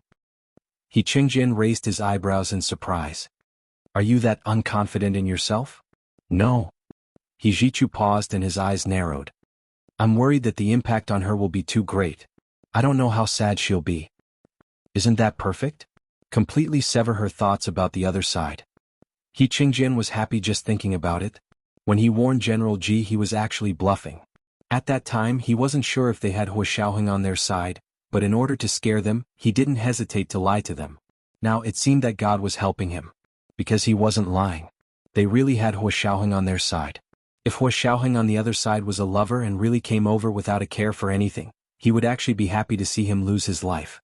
If he came, not only would the other side lose an ace of the intelligence agency, but the ace of the KGB's Far East Bureau would also die. This was absolutely beneficial to their national interests. Because the Soviet Union and Huaxia Empire didn't have a harmonious relationship of comrades and brothers. The conflict between the two countries was no less than the conflict between Huaxia Empire, the United States, and the Western world. However, it was a pity that Huaxia Empire would lose a talent like Hua Xiaoheng. However, He Qingjin had already warned them. If they didn't listen to his advice and insisted on going their own way, there was nothing he could do. He Jichu's emotions were very complicated. He thought about it for a while, then shook his head and said, I'll let her see him once but not now. She still has a lot of hope. I don't want her to be too disappointed all of a sudden. It's better to wait for a while and let her see this person when her hope becomes slim. That way she'll be mentally prepared and won't be too sad. He Qingjin didn't speak for a long time. When He Jichu thought he was about to hang up, he sighed and said, Chu, you really love Nianji. He couldn't imagine what he would do if Gu Nianji really refused to comply. Was the worst outcome going to be surgery to remove her memories? What was the difference between that and killing her? He Qingjin hung up the phone and sighed slowly. He thought silently, if Suwen were here, how would she deal with this problem? His son's stubbornness was actually inherited from him. He Jichu sat in his room until dawn before taking a nap on the sofa. Gu Nianji had just woken up from her deep sleep. She took out her phone and opened it to look at today's news. Very good, the international scene was still in a state of bloodshed. The information that Dresden had revealed had caused a huge uproar. From the public to the media, from governments to the US Congress and courts, they were all interrogating the CIA about the PRISM program. The CIA could only urge the US Department of Justice to quickly prosecute Dresden for treason and leaking secrets. Gu Nianji was relaxed and happy. Just as she was about to open the little program that Lu Jin had given her and stir up trouble on Twitter, Bai Shuang called. Lawyer Gu, are you still in H City? Bai Shuang's voice was much calmer. She wasn't as panicked as she was yesterday. Gu Nianji smiled and said, yes, I'll leave in 2 days. What's wrong? When are you leaving? Are you coming back with me? Bai Shuang looked at Dresden, who was sitting next to her, and smiled. I can leave after I send Mr. Dresden to Macau. Gu Nianji was shocked and sat up from the bed. Why did you send him to Macau? Is there no one else? Because Dresden was looking at her, Bai Shuang had no choice but to say tactfully, it's like this. Mr. Dresden trusts me more. After all, that lawyer, he has a special identity and can't move as freely as I can. Gu Nianji replied with an oh, and said, as long as you're happy. I don't have any objections. Bai Shuang smiled and asked, then are you free tonight? I'm free, Gu Nianji said without hesitation. I don't know what to do for the past 2 days. I was just about to get up and search the internet for any fun places to go other than Disneyland. That's great. Bai Shuang finally said what she meant. It's like this. Mr. Dresden is going to an event on the High Seas cruise tonight to meet with reporters from several international newspapers. However, lawyer, he is a member of the Legislative Council, so he can't accompany him to meet the reporters in private. So Mr. Dresden wants to invite you to come with us and only provide legal assistance. He will pay you the same as lawyer he. Gu Nianji didn't care how much Dresden could pay, but she wanted to go with him to see what other trump cards Dresden had not revealed. Going to the high seas cruise? Who else is going? Gu Nianji wasn't worried about her safety because Qin Jining and the others were secretly protecting her, but she didn't want to agree too readily. Oh, Director Zhao from the Lu Corporation will accompany us. Bai Shuang couldn't help blushing as she spoke. She had been interacting with Zhao Liangzi more and more frequently these past 2 days, and her impression of him had deepened. This was the first update of the day, Chapter 1524, The Touchstone. A reminder for the monthly votes and recommendation votes, dear friends. It's Monday again today, isn't it? Recommendation votes are very important. There are 4,000 monthly votes and updates at 8 o'clock in the evening. Moi, everyone, little angels. Chapter 1536. Gu Nianji was delighted to see the possibility of Bai Shuang and Zhao Liangzi falling in love again. JavaScript, she smiled and teased him for a bit before agreeing. Do you have any formal events to attend on the high seas cruise tonight? If not, I won't dress up. What she meant was that she didn't have to choose an evening gown. Bai Shuang hurriedly said, that cruise ship has a lot of entertainment facilities. You can watch shows, but there aren't any formal occasions. Wearing a skirt should be enough. Gu Nianji, on the other hand, felt that the dress was inconvenient, and she had made up her mind to live behind the scenes. Even if there was a formal occasion, she would avoid it. Okay, I got it. What cruise ship is it? Where is it? When are we leaving? Gu Nianji looked at her watch. It wasn't even 8 in the morning. She still had an entire day to prepare and thoroughly understand the situation on the cruise ship. Know yourself and know your enemy and you will always be victorious. Bai Shuang looked at her invitation and ticket. I will send the invitation and ticket to you later. The information you want is there. That's great. Thank you, Bai Shuang. Gu Nianji got out of bed happily and went to the bathroom to wash up. Half an hour later, Bai Shuang knocked on Gu Nianji's hotel room door. Gu Nianji saw that it was Bai Shuang from the indoor video and quickly opened the door to let her in. Bai Shuang handed her an envelope. I won't be going in. I still have to go to lawyer He's for a meeting with Mr. Dresden and Director Zhao. It should be about tonight's matter. Do you want to come with us? Gu Nianji shook her head with a smile. I'm just there to make up the numbers. Don't worry about me. You guys go ahead. Just take me out to sea at night. Bai Shuang was very regretful, but she had the excitement and thrill of participating in a big event. She placed her hand on Gu Nianji's shoulder and whispered, Thank you, Lawyer Gu. My luck has never been very good. But ever since I met you, my luck has been getting better. Gu Nianji's eyes curved into crescents as she proudly waved her fist in the air and said, Of course. Don't you see who I am? I'm a person blessed with luck. Bai Shuang hugged her with a smile and said, Then I, the unlucky one, will have to absorb more of your luck. Gu Nianji was amused by her and burst out laughing. She was in a great mood. After Bai Shuang left, Gu Nianji ordered breakfast service. While waiting for breakfast, she studied the cruise ship's invitation and ticket. The cruise was called Princess Victoria, but it was not a British cruise. It was a cruise belonging to the Venetian Casino in M City. It was 10 stories high and had more than 1,000 rooms. Could carry 3,000 tourists out to sea at the same time. Although it couldn't compare to the world's largest cruise ship, it was still above average. Moreover, it was as luxurious as the largest cruise ship in the world. In terms of area, it was even more luxurious. Gu Nianji found out that the cruise ship belonged to the parent company, the Venetian Casino, and immediately guessed that the Princess Victoria cruise ship was a gambling ship. M City was known as the Las Vegas of the East. What is Las Vegas? That was the famous gambling city in the United States. One could imagine what Milta's main business was. In that case, the Princess Victoria belonging to the Venice Casino in M City was most likely a gambling ship. Gambling was legal in M City, but not in H City. Therefore, the cruise ship had to sail to the high seas, to the waters outside H City that were outside the jurisdiction of the law before gambling could start. Before that, it should be the show that Bai Shuang had mentioned. There were all kinds of large-scale performances and some small entertainment programs. Gu Nianji looked at the introduction of the entertainment facilities on the cruise ship. It was obvious that there were some gambling places. She suddenly became a little interested. When she was in the other world, she couldn't enter a casino because she wasn't 18 years old yet. Although she had stayed in the United States for half a year, she hadn't gone to Las Vegas to see the world. Now that she was 20 years old, there would definitely be no problem. Her gaze fell on a poster on the cruise ship's invitation. It was obviously a gambling place, and those people were probably playing the famous blackjack, also known as blackjack. This kind of game was more suitable for her because it was a gambling game that tested her memory the most. She wanted to test her camera-like memory and her computer-like mental arithmetic ability to see if she could make a small fortune with this kind of game. She studied it for a while and breakfast was served. Gu Nianji hurriedly finished her breakfast and spent the entire morning investigating the cruise ship's situation. It was a regular cruise ship, and the police and security were also very strong. In the afternoon, Gu Nianji called Lu Yuan again and asked with a smile, "President Lu, are you still in H City?" Lu Yuan looked at the information in his hand and frowned. He nodded. "I have a cocktail party to attend tonight." "What's wrong? You haven't gone back yet?" "I still have to stay for 2 more days. My ticket was just changed." Gu Nianji quickly crammed up on the blackjack strategy as she called.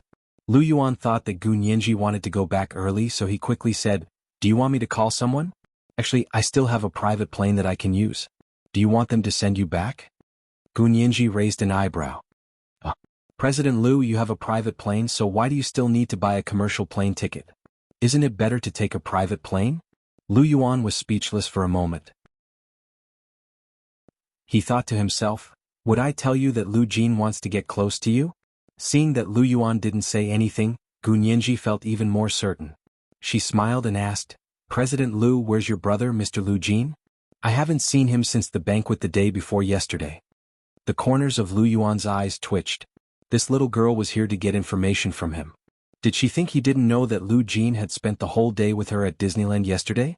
Of course, even if he knew, Lu Yuan wouldn't say it. He chuckled and said, there was something he needed to deal with in C City, so he left last night. Knowing that Lu Jin had left H City and was no longer in this treacherous place, Gu Nianji secretly breathed a sigh of relief. That's a pity. Mr. Lu Jin is approachable, warm-hearted, and attentive. He's a rare good person. Lu Yuan, girl, do you have some misunderstanding about the word good person? Lu Yuan smiled but didn't say anything.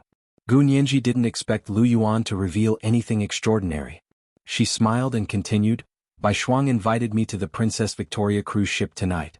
Director Zhao will also go with us.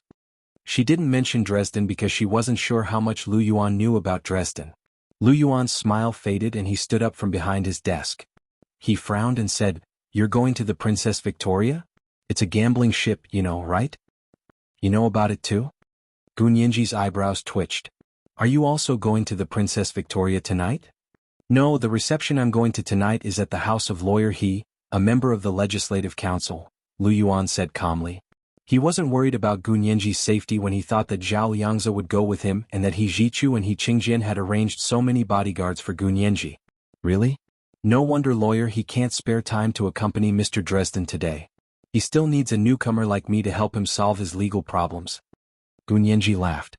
I'm a little worried that the high seas aren't safe. I wanted to ask President Lu if he wants to go. Why, are you still worried? Lu Yuan smiled and joked with her. Don't worry. Although it's high seas, if someone sells you on high seas, I'll definitely buy you back. President Lu, you're too polite. I eat a lot. If you want to buy me back, I'm afraid you'll have to spend a lot of money. Gu Nianji laughed for a while before hanging up. Lu Yuan wasn't going and Lawyer He wasn't going either.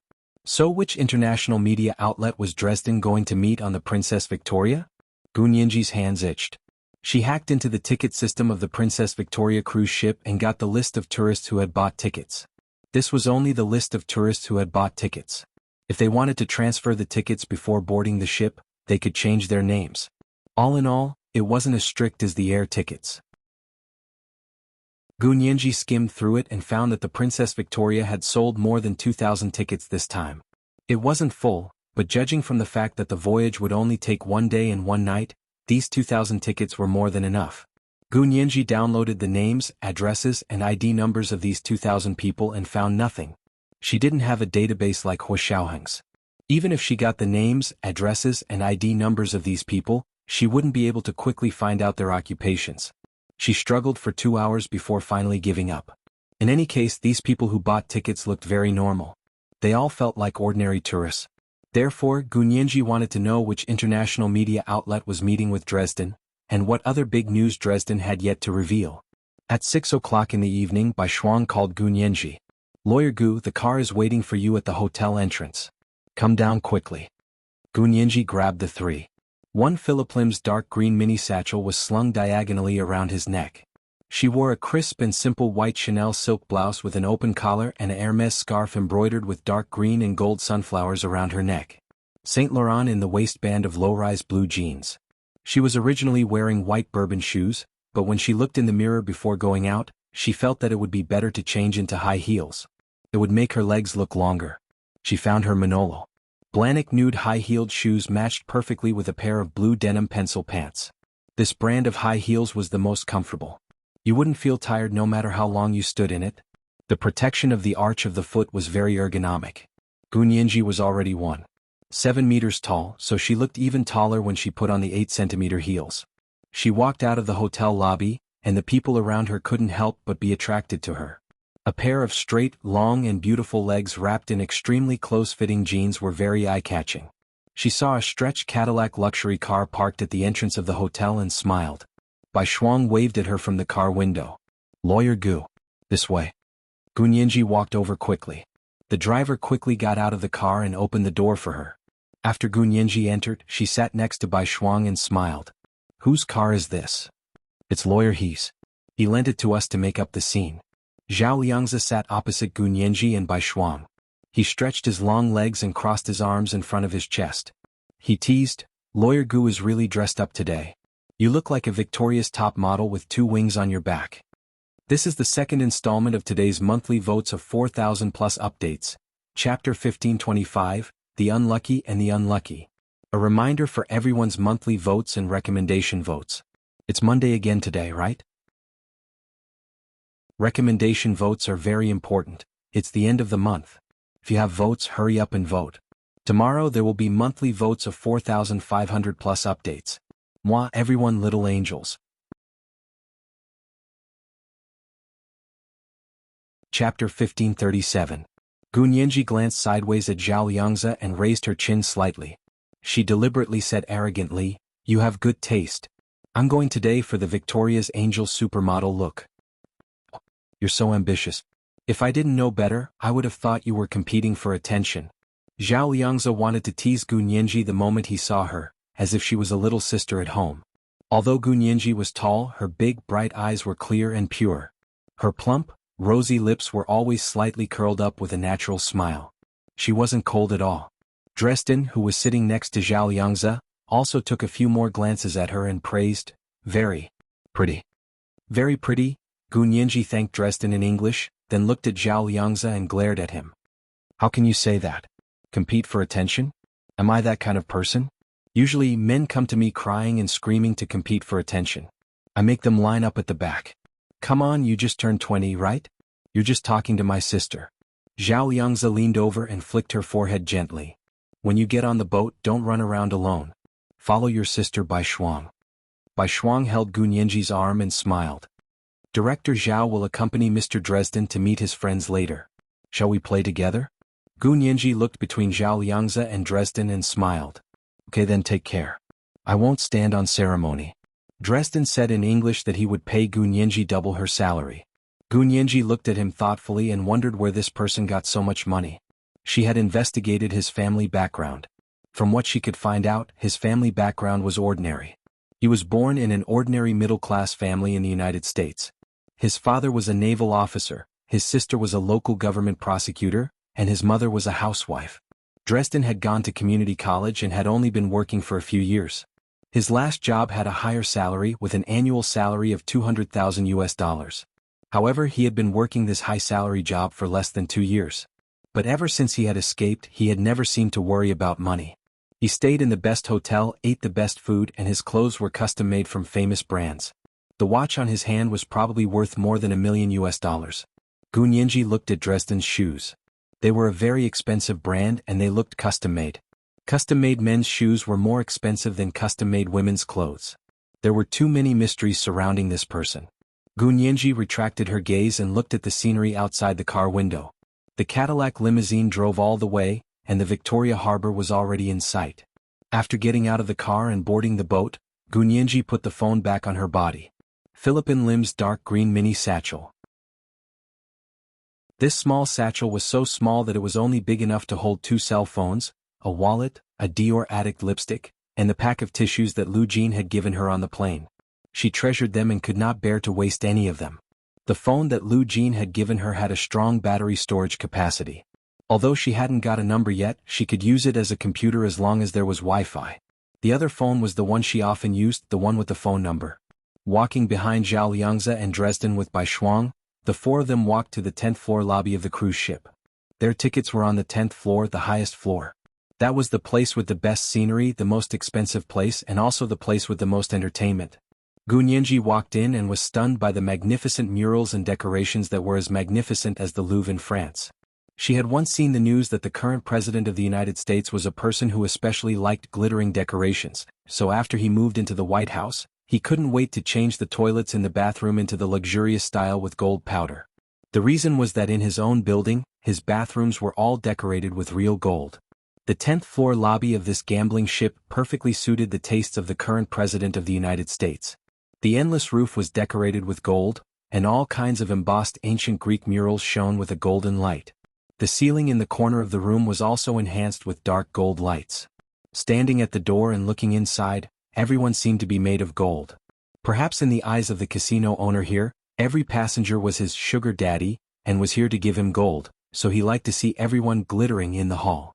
Moreover, the hall here was different from other places. It was like Venice, a floating castle on water. There was a huge pool in the hall that was several meters deep. One gambling hall after another floated on the pool. From one gambling hall to another, one could only go through the pointed water chestnut boats that glided in the hall's pool. The boat was polished very smoothly and covered in tung oil. The wood was dark red and the part of the water was not wet at all. Zhao Liangzi turned around and said to them with a smile, "Mr. Dresden and I will take the number 1 boat over there to discuss some matters. Which gambling hall are you going to play in?" There was an electronic screen at the entrance of the hall, which showed the locations and ship numbers of all the gambling halls on this floor. Ship number 1 didn't go to any gambling hall. It headed to an octagonal pavilion in the middle of the hall. The curtains were drawn, and only through the corner of the light could she see the fragrance of clothes and the shadows of temples inside. That was where the most important people hung out.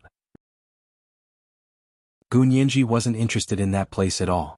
She glanced at the electronic screen. There were 4 gambling halls that played blackjack. Without hesitation, she chose the number 2 gambling hall on the east side. That was because the deck was right outside the gambling hall. When she went out, she could see the sea view, the moon, and the sunrise from the deck. Bai Shuang also said, "I'll go with Lawyer Gu." Zhao Liangzi and Dresden turned around and waved at them before boarding the number 1 boat. Gu Nianji and Bai Shuang then boarded the number 2 boat. The number 2 boat rowed east towards the number 2 gambling hall on the easternmost deck. This was also the gambling hall with the most people playing blackjack. After getting off the boat, Gu Nianji and Bai Shuang exchanged chips at the entrance. They weren't in a hurry to go in. They took a cursory look at the entrance. There were at least 20 gambling tables in the number 2 gambling hall. There was a dealer at each gambling table who was in charge of dealing cards. The number of tourists who bet ranged from 1 to 5. The corner closest to the deck was completely covered by a dark golden velvet curtain. No one knew where it was. Not only were there more people betting at the lively tables, but there were also more onlookers than elsewhere. The gambling tables were also of different sizes. They were arranged in a picturesque manner according to the shape of the gambling hall. There were also bonsai and screens that intersected with each other. Not only did it give the tourists who placed their bets a certain amount of privacy, but it also didn't completely isolate them from others. It could be said that the customers were very important. It could be said that among all the companies in the world, the company with the best attitude towards its customers was the casino. Of course, the casino's degree of exploitation of its customers was also incomparable to that of other companies. Therefore you get what you pay for. I'm not deceiving you. Gu Nianji picked a medium-sized gambling table in the middle and said to Bai Shuang, "I'll go there. What about you?"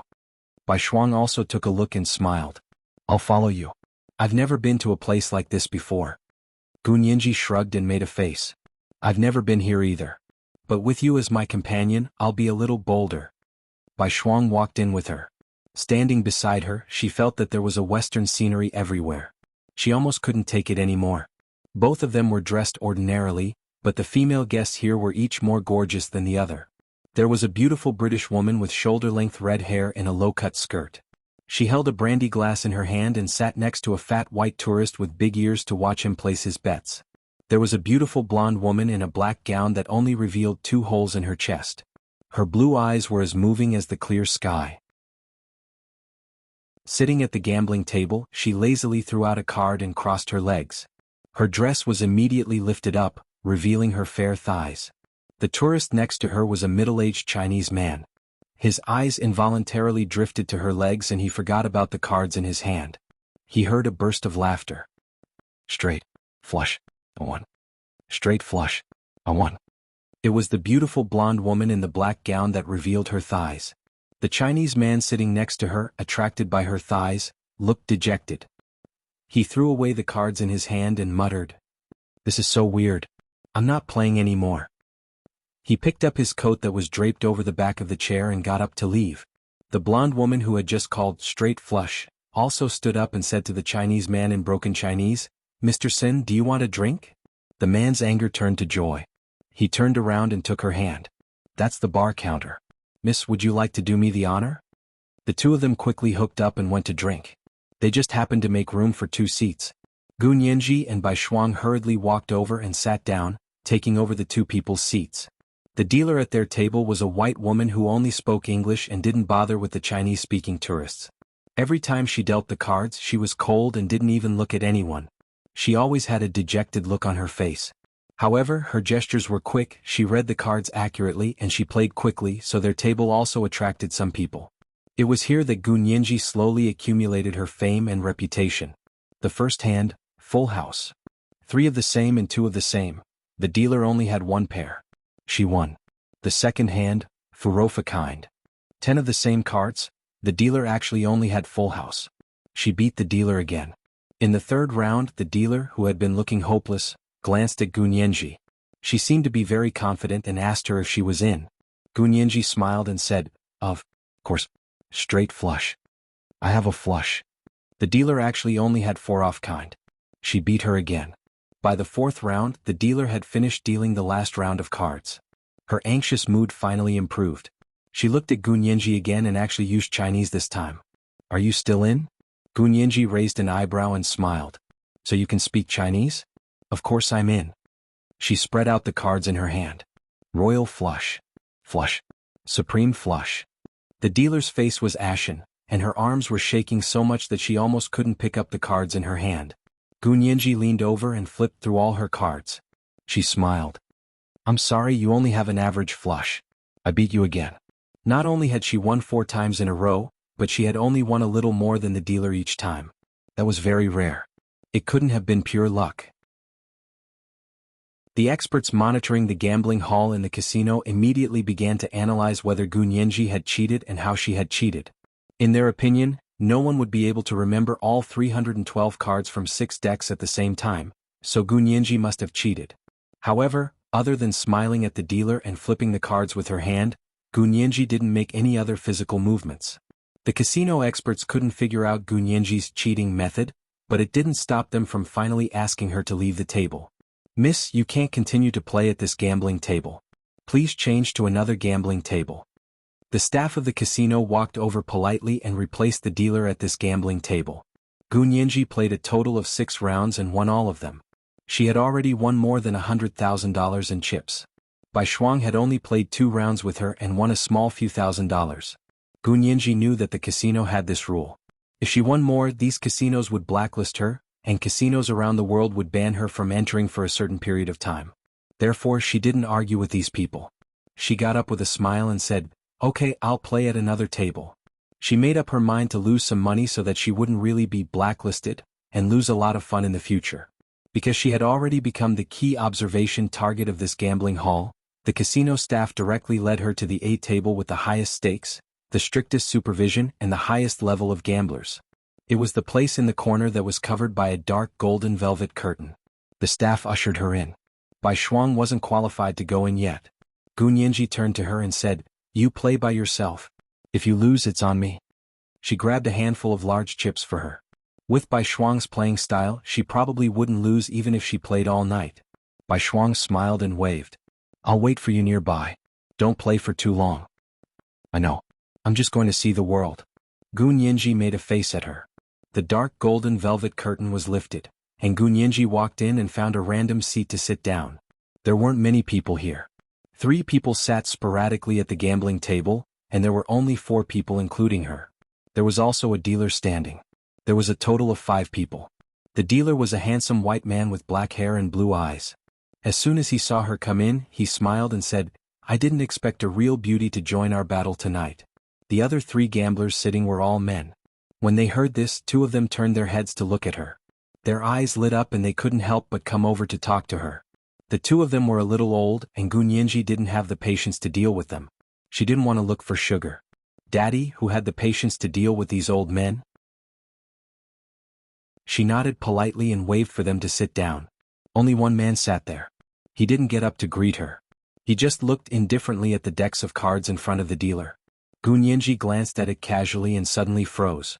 Her heart was beating violently, uncontrollably.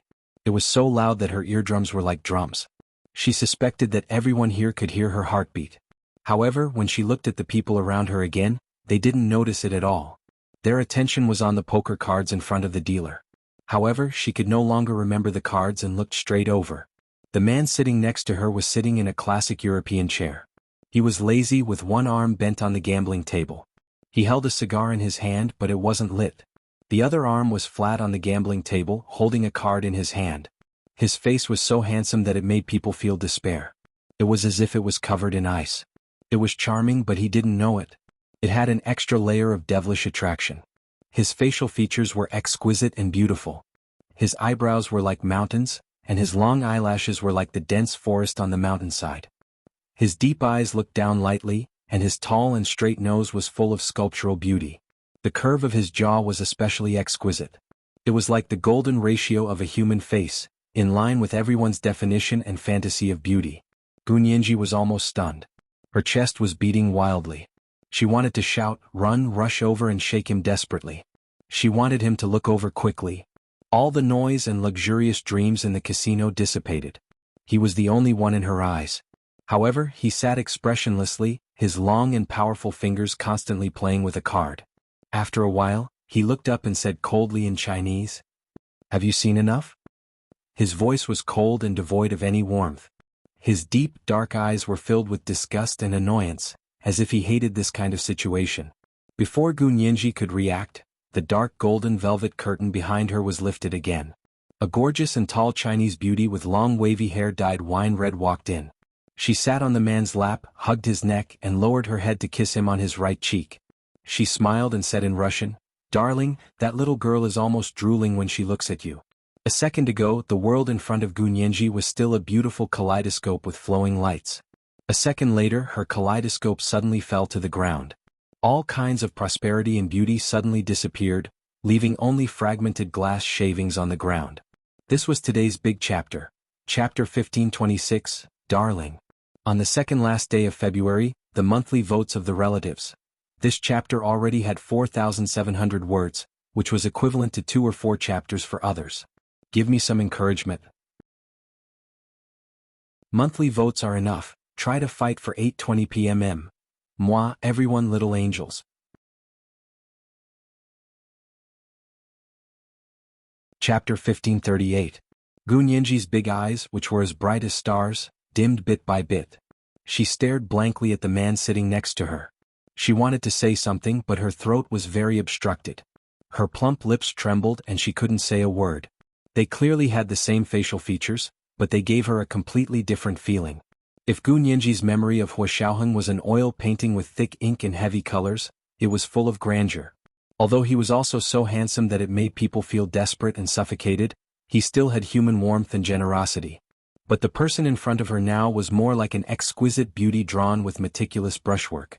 Every detail was perfect and flawless. But he was as cold as ice, as cold as the third day of the year. He was completely different from the person in her memory.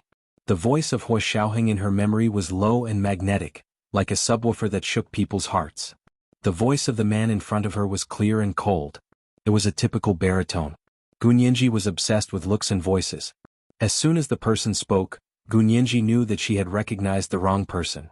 That voice was completely different. The initial palpitation gradually dissipated, and more differences reminded her that this was not the person in her heart. Gu Nianji gritted her teeth and looked at the cards in the dealer's hand in front of her. She didn't have the energy to remember and count the cards anymore. She lost 3 rounds in a row and tens of thousands of dollars were gone in the blink of an eye. Her face was full of pain. In the eyes of the people monitoring the casino, they thought that she had lost money because she was sad and couldn't help smiling with satisfaction.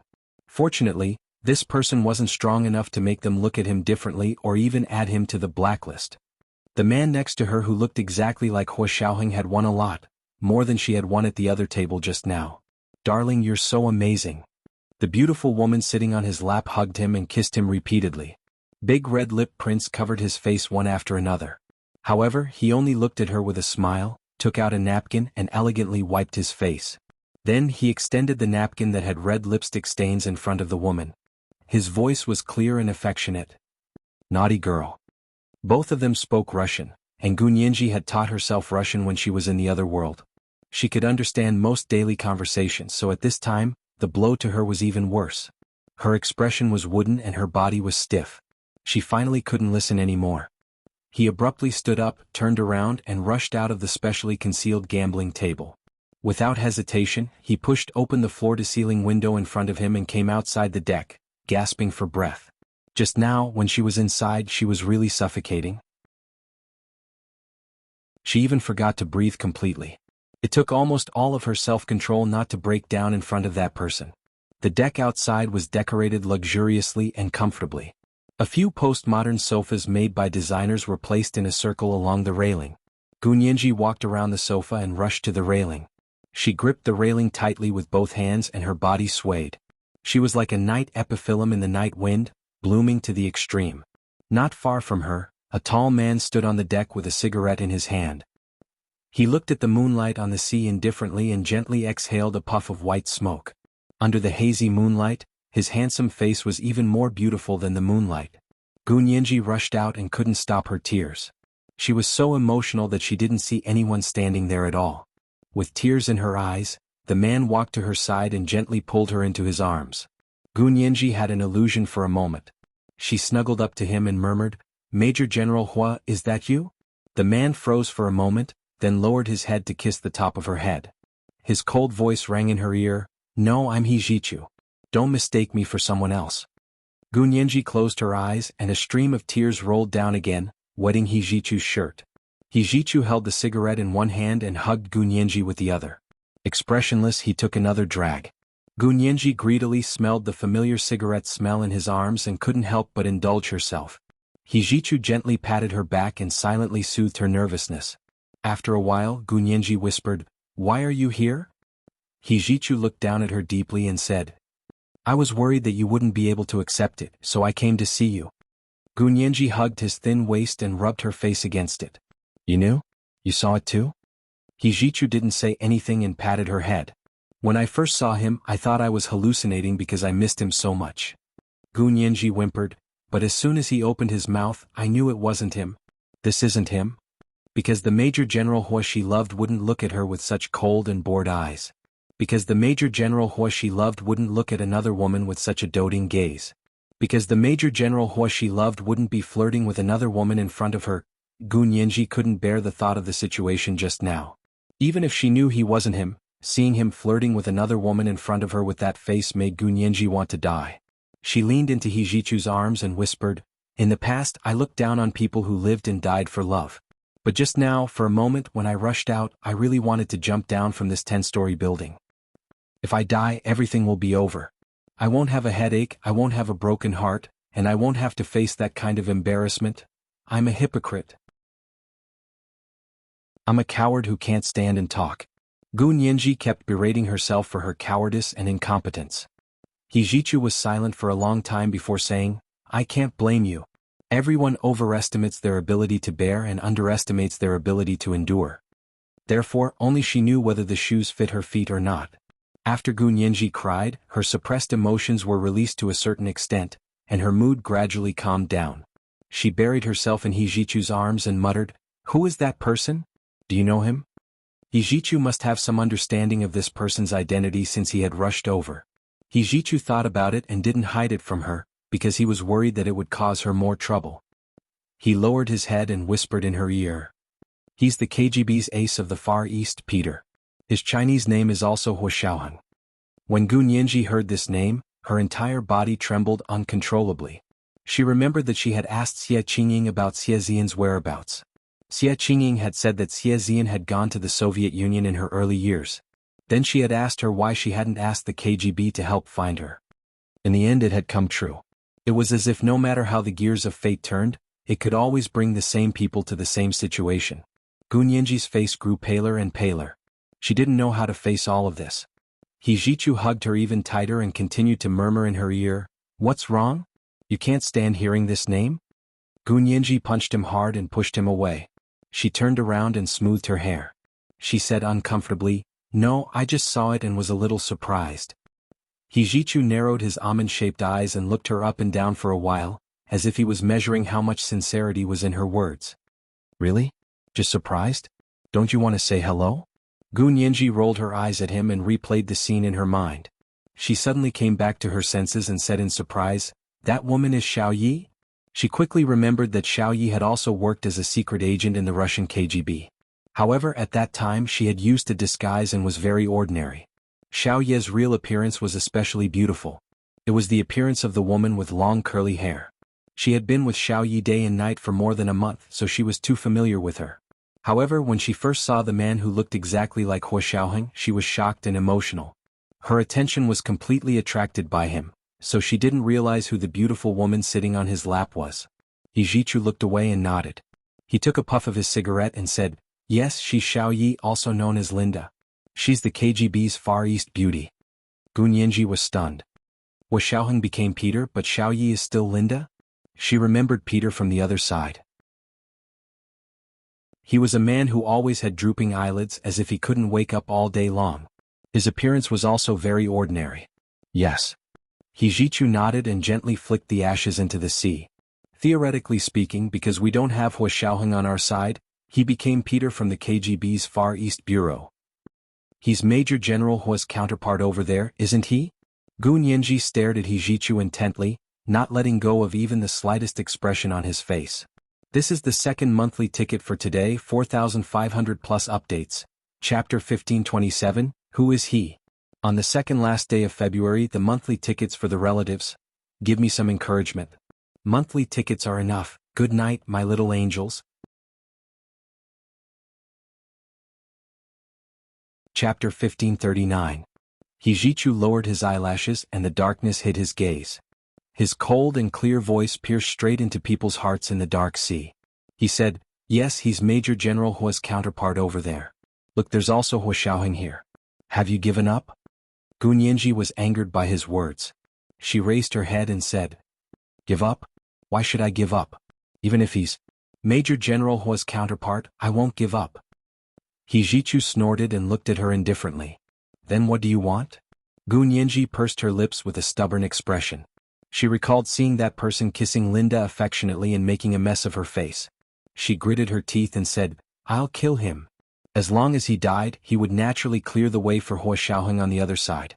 Jichu was so angry that he laughed. He asked, "Do you really know who he is?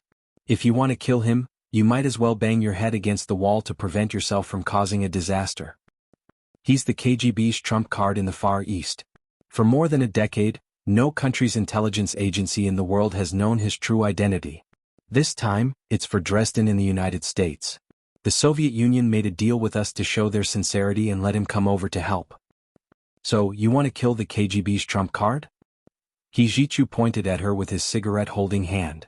"Even the CIA's strongest agent, Mr. X, doesn't dare to boast like that. Should I say that you're a newborn calf that's not afraid of tigers, or that the ignorant are fearless?" Gu Nianji, she turned her head away and looked at the undulating sea, speechless. "Don't say I didn't tell you. We don't have enough energy to support another magnetic resonance. That's why we won't be able to open the passage to that side within 100 years. Jichu took out a lighter and tossed it up and down.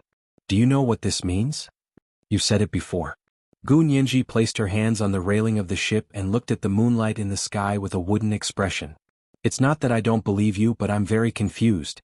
Why did you and Wen Shui come and go freely in the past? Why didn't you worry about running out of energy?" Jichu turned on the lighter and lit another cigarette for himself. Actually, this matter is also an unsolved case. The energy we've stored can last us for 1,000 years. We shouldn't have used it up so quickly. Gu Nianji. Hijichu took a puff of his cigarette and slowly exhaled a ring of smoke. Do you still remember when Qin Jining first picked you up? You didn't go straight back to the imperial capital. Instead, you went to Snake Island in the Caribbean Sea for no reason? Gu Nianji nodded. Fortunately, Qin Jining is stupid enough. Otherwise, I'm afraid I would have suffered even more. Hijichu didn't smile. His eyes were deep and meaningful, like a moving painting under the moonlight. He turned around and sat on the railing. His long legs stretched out on the deck as he looked at the situation inside the floor-to-ceiling window. He calmly said, "Actually, there was an accident when I picked you up. The magnetic resonance instrument was suddenly disturbed by a strong magnetic field, as if there was another force competing with us for your coordinates. The energy consumption suddenly increased by hundreds or thousands of times. In the end, the staff on our side remembered that I hadn't returned yet. They were worried that all the energy had been used up, so they hastily cut off the connection. You and Qin Jining were thrown to Snake Island in the Caribbean Sea." After Hijichu finished speaking, he looked at her and reached out to pick up the long hair that had been tied up behind her head. He put it in front of his nose and sniffed it. "But don't worry, the magnetic field energy that was competing with us for your coordinates didn't have an easy time either. When the two armies fought, they lost 1,000 of their own and injured 800 of their enemies. Their situation was even worse than ours." Gu Nianji understood one thing from Hijichu's vague description. Something had gone wrong when she had first arrived. In those short 10 seconds, almost all the high-energy magnetic field energy in this world had been used up. By the time you returned to this world, your energy had been completely used up? Gu Nianji turned to look at Hijichu. Hijichu nodded meaningfully. "That's about it. The current energy is only enough to monitor the other party's magnetic field. But if they really want to do something, there's nothing we can do to stop them." He also turned to look at Gu Nianji. There was no expression on his face, but the meaning was obvious. He hadn't intended to tell Gu Nianji in detail about this matter. But now that the dust had settled, even if Hua Xiaoheng came over, he wouldn't cause any losses to them. Moreover, seeing how sad Gu Nianji was, he told her everything in order to make her give up completely. Gu Nianji blinked, her eyes sparkling. "You can still monitor the magnetic field over there? How is it monitored? Can you make a call?" Hijichu scoffed and gave a half-smile. "I know what you're thinking. Yes, they haven't given up yet. They're still trying to find the frequency of magnetic resonance. However, my father has already told them the physical principles of parallel space. If they're not afraid of death, they can come over." Gu Nianji's heart tightened. She understood what Hijichu meant. "You want to call them?" Hijichu looked at her calmly. "Contact them? Wait for them to achieve a technological breakthrough, open the channel and let you go over?" Gu Nianji didn't say anything, but it was obvious that she meant it. Hijichu shook his head. "If only it were that simple. Don't let your imagination run wild. Even if they open the magnetic channel, you won't be able to go over." "Why?" Gu Nianji's eyes turned red again. This was her last hope. When she saw the KGB's ace of the Far East tonight, she knew that this was her only way out. Hua Xiaoheng couldn't come over, so she could only go over. There was no energy here, so she could only hope that the other side could find the frequency of magnetic resonance and open the magnetic channel. Then she could go over. However, Hijichu refuted her last thought without hesitation. Gu Nianji took a step forward and grabbed Hijichu's shirt. She said angrily, "Make yourself clear. Why can't I? I'll definitely be fine going over myself. You and Wenshi can come and go as you please." Hijichu grabbed her hand that was grabbing his shirt and pulled it down. He said indifferently, "Because they didn't mark your human magnetic field data, they couldn't let you enter the magnetic resonance channel that they opened." Human magnetic field data?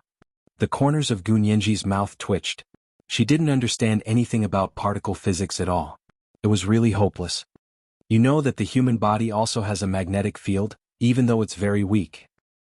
Hijichu raised his hand that was holding the cigarette and stared at Gu Nianji's pretty little face. "Everyone's magnetic field is different. Just like DNA, it's also a unique mark of each person's body. The biggest function of the magnetic field resonator is to identify the frequency of the magnetic field, including the human body's, nature's, and the frequency of the space-time magnetic field. When the magnetic field resonator opens the magnetic field channel, only the human magnetic field that it can identify can enter the space-time on the other side through the magnetic field it opens." Hijichu's thin lips curled up into a mocking smile. And the magnetic field resonator on the other side has been in secret research for so many years. They didn't have time to mark your human magnetic field before you left their world. So even if they open the magnetic field channel, you won't be able to pass. Gu Nianji staggered back a few steps as if she had been hit hard. They still have to mark the human magnetic field. Of course. Otherwise, do you think the magnetic field resonator is that powerful? As long as it's opened, thousands of troops can pass through at will? Hijichu looked at her calmly. My father won't tell you these things, but I don't want to hide it from you and give you false hope and unrealistic fantasies. Gu Nianji's expression was uncertain. She clenched her fists and quickly found a loophole. She sneered and said, "Don't lie to me. You guys didn't mark my human magnetic field data either. How could you kidnap me?" Hijichu raised an eyebrow. "No, we have your human magnetic field data marked here." "What?" Gu Nianji was shocked. "When was it marked?" 7 years ago, when you were sent over, your human magnetic field data was marked in that magnetic field resonator. Hijichu looked at her with pity. That magnetic field resonator is the magnetic field resonator we found later. It's also the magnetic field resonator we've been using. Gu Nianji's eyes widened. 7 years ago? Yes, do you remember the car accident? When I chased after you, I only saw the car you were in disappear into the fire. Your father was laughing maniacally in the fire. Hijichu didn't say anything else. He turned his head and looked away. He saw the fire engulfing the car with his own eyes, the little girl in the car and Gu Xiangwen who was laughing maniacally with his head raised. He thought she had been burned to death like Gu Xiangwen. Later, his father, He Chengjian, set up an inescapable net to investigate thoroughly. Only then did he discover the abnormal movements of the high-energy magnetic field and the magnetic field resonator hidden nearby. With the help of the high-energy physicists, they finally confirmed that the car hadn't been burned in the fire, but had gone to a parallel universe. My father was laughing maniacally in the fire. Gu Nianji's eyes flickered. She opened her mouth to ask a few more questions, but quickly changed her mind. So you mean that no matter what, I can't go over, right? Gu Nianji walked over and took the burning cigarette from Hijichu's hand. She threw it into the sea and said, "Don't smoke in front of me again. I don't like it." "But you don't seem to dislike Hua Xiaoheng smoking in front of you." Hijichu clapped his hands and dusted off some ash. "Yes, because you're not him." Gu Nianji turned around and entered the gambling hall again. Hijichu pursed his lips and stared at the closed floor-to-ceiling window. He shook his head with a wry smile. She knew how to stab him in the heart the best. So it seemed that he really just had to get used to it. Gu Nianji returned to the gambling table angrily and found that the chips in front of the KGB ace had piled up into a small mountain. The beautiful KGB beauty Linda was sitting in the seat she had just sat in. She supported her head with one hand and looked at her ace lovingly. Gu Nianji snorted coldly. She walked over and knocked on the gambling table in front of her. She said coldly in Chinese, "Miss, this is my seat. You've taken over my place." This was the first update of the day, Chapter 1528, I'll Kill Him. On the last day of February, the relatives quickly cast their monthly votes. Give them some encouragement. Just a monthly vote like that, at 8 o'clock in the evening, 5,000 monthly votes with advance updates. Moi, all the big shots and little angels.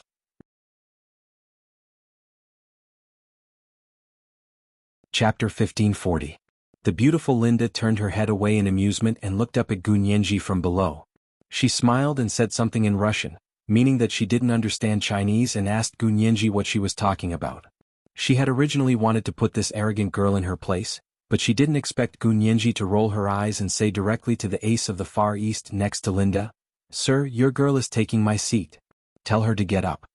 The corners of Linda's mouth twitched. She stood up with a smile and made way. She crossed her arms and said in fluent Chinese, "Little girl, you speak so vulgarly. Where are your manners? Are you worthy of your designer clothes?" Gu Nianji scoffed. "Didn't you say you didn't understand Chinese and didn't know what I was talking about? Now you're not pretending?" Linda's expression changed slightly. "You know Russian?" I don't know a single word." Gu Nianji was furious, but she smiled brightly on her face. She stretched out her snow-white fingers and shook them in front of Linda. She sat down and clicked her tongue. "Miss, please stay away from me when you're talking. The makeup on your face is so thick that it's flying in front of me. I have asthma. Let me tell you, it's fatal if your powder affects my breathing. You still dare to gamble on a cruise ship on the high seas with asthma? Linda brushed her long wavy hair with her hand and winked at her seductively. Why aren't you going back to lie down and rest? Don't you have any knowledge? Gunyanji snapped her fingers seriously. Asthmatics are strong and winning the Winter Olympics is a lot of fun. Only those with asthma can win the gold medal, understand? The two older men next to them couldn't help laughing when they heard the two beauties bickering. Linda was beautiful, while Gunyanji was delicate and beautiful. Although they were different types of beauties, they were both the best of their type. It was a pleasure to watch beauties quarrel. However, Linda didn't know if it was because her Chinese wasn't smooth, or if she wasn't as eloquent as Gunyanji, but she was stunned by Gunyanji's retort. Just as she was about to retort, she remembered something and her expression darkened. She looked at Gunyanji deeply, and a trace of vigilance and annoyance flashed in her eyes. Gunyanji happened to look up and met her gaze. She immediately narrowed her eyes and said unhappily, "What's wrong? What's with that look? Did he not believe in the abilities of an asthma patient? Or are you trying to teach me a lesson after coming up with this gambling ship? Why are you so unreasonable? How lawless?" Linda was one of the top experts in the KGB's Far East Bureau. The KGB's Flower of the Far East title was not for nothing. As a member of the KGB, they were truly lawless. Linda instantly regained her confidence. She smiled and stopped talking nonsense with Gunyanji. She simply sat on the ace of the Far East, his lap again, and lowered her head to say to him, "Darling, someone doesn't like me. Why aren't you helping me?" Gunyanji was so angry she wanted to hit someone. Flaunting their affection in front of her and acting coquettishly with someone who looked exactly like her man. Was she looking down on Gunyanji? Deep down, Gunyanji knew that she was being unreasonable. This ace of the Far East had nothing to do with her Major General Hua, but she hadn't seen him for so long. Even if she looked at a fake, it was better than nothing. She could reward her eyes. She hadn't expected God to go against her wishes and add another person to stain her eyes. Fine, no one would have an easy time. Gunyanji slammed the table and said angrily to the surveillance camera diagonally in front of the gambling table, "How much did I win just now, and you think I cheated? You even asked me out of the gambling table and threw me here." She pointed at the chips in front of the ace of the Far East. "But what about him? Did you see how much he had won? Why didn't anyone come and chase him away? You guys are just so arrogant. This kind of person should be blacklisted. He's not allowed to enter the casino for life." The staff on the other side of the surveillance camera were very embarrassed. They knew that Gunyanji couldn't see their faces, so they looked away guiltily. It wasn't that they didn't want to ask this man who had won millions of dollars to leave the casino, but this man had a platinum VIP card from the gambling ship. He could overdraft and win unlimited money. Even if he really cheated, they could only watch. They, the small fry monitoring staff, had no right to criticize this kind of casino tycoon. In a sense, Gunyanji really wasn't wrong to scold them. They were just arrogant. After Gunyanji finished speaking, she saw that there was still no movement from the surveillance camera. She became even more embarrassed and angry. She glared at the dealer angrily. "Deal the cards. What are you looking at? If you look again, I'll file a complaint for sexual harassment." The dealer, he quickly lowered his head and didn't dare to look again. He shuffled the cards again and began a new round of dealing. Linda could now see where Gunyanji's hostility came from. She smiled and kissed the man again. "Darling, what's wrong with that girl? Do you really not know her? Look at how she keeps peeking at you. Her eyes are all red." The ace of the Far East was expressionless. Without turning his head, he said, "How would I know? Maybe she's crazy." Linda burst into laughter, convulsing back and forth. Her plump breasts bounced non-stop and were about to hit the ace of the Far East's face. Gunyanji couldn't watch anymore. She used her hand to block his line of sight and sneered in her heart, "Showing off your love will die quickly. You only show off what you lack." Her gaze was only fixed on the cards in the dealer's hand, and she forced her attention to the scoreboard. After this round of cards was dealt, Gunyanji finally regained her standard. She started with a straight flush. Although it was a little smaller than the ace of the Far East, a straight flush, it was bigger than the other two men in the dealers. After slowly winning back the tens of thousands of dollars she had lost, Gunyanji targeted the ace of the Far East and Linda. As long as they made out, she would raise the stakes again. Under the double stimulation, her camera-like memory played an even stronger role than when she was at the other gambling table. In the next 3 rounds, she won a straight flush. Because she didn't like the two couples next to her, she kept doubling the stakes. After 3 rounds, she had already doubled the hundreds of thousands of dollars she had just won to more than $1 million. 1/3 of the chips in front of the ace of the Far East were in front of her. Gu Nianji was feeling smug when the beautiful Linda smiled at her, revealing her 8 white teeth. "You're down in love, but you're up in the casino. Miss, are you out of love?" Gu Nianji did choke for a moment, but she quickly retorted. She casually counted the chips in front of her and said, "Miss, you make it sound as if you'll be up in love just because you're down in the casino." Linda hugged the ace of the Far East's neck and said with a smile, "Although we lost money, don't you see that we're proud of ourselves? I only see you lying on someone else's lap and constantly sexually harassing this man. I don't see what you have to be proud of." Gu Nianji blinked her big bright eyes and continued to shake her fingers with a smile. The 2 older men and the dealer in the gambling hall laughed again. Even the staff behind the surveillance couldn't help laughing. They thought that this little girl was too eloquent. Linda was so embarrassed by their laughter that she almost flew into a rage. She subconsciously stood up and clenched her hands into fists. A trace of impatience flashed in her eyes. Linda, had been in the Far East for so many years. When had she ever been ridiculed like this? She would never blabber on such a small fry who didn't even have a name. With the intention to kill, Linda already had 2 poison needles in her hand. The poison on the poison needles could create symptoms similar to an asthma attack. Even if she killed her, the forensic doctor would only detect that it was an asthma attack. This woman had just said with certainty that she had asthma, so she would fulfill her wish. The ace of the Far East coughed softly and glanced at Linda indifferently. Linda trembled, and the killing intent that had just risen immediately disappeared. What was wrong with her today? She was actually provoked by a little girl to the point of losing her cool. This was her immediate superior. If she pissed him off, the consequences would be unimaginable. This was today's second monthly vote of 5,000 plus updates. Chapter 1529, Judging People by Their Looks. On the last day of February, the relatives quickly cast their monthly votes. There were also recommendation votes. P.S. Little expert Gu Nianji versus Tyrant Flower who kills your whole family at a disagreement. Who wins? Please place your bets. Good night, my little angels.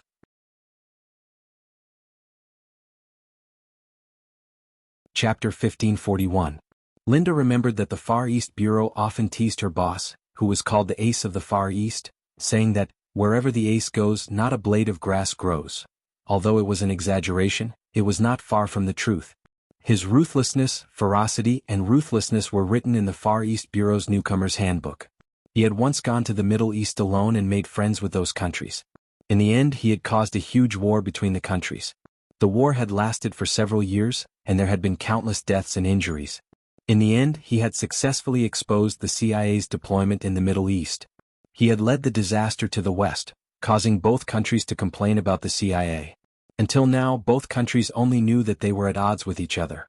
At the same time, they hated and feared the United States. The KGB of the Soviet Union had successfully hidden themselves, and no one knew their role in it. This incident had established his position as the ace of the Far East. As colleagues, they were well aware of this, but it was only now that she was one of the people who had the honor of seeing the true face of the ace of the Far East. Before this, only the head of the KGB and the head of the Soviet Union, Pushin, knew his true face. Linda didn't deny that the moment she saw his true face, her heart almost stopped beating, her mind went completely blank, and her adrenaline successfully soared to the point of exploding. She finally knew the reason why she had refused to settle down for so many years. It was because she was waiting for him. They had been colleagues for so many years, but she was only moved now.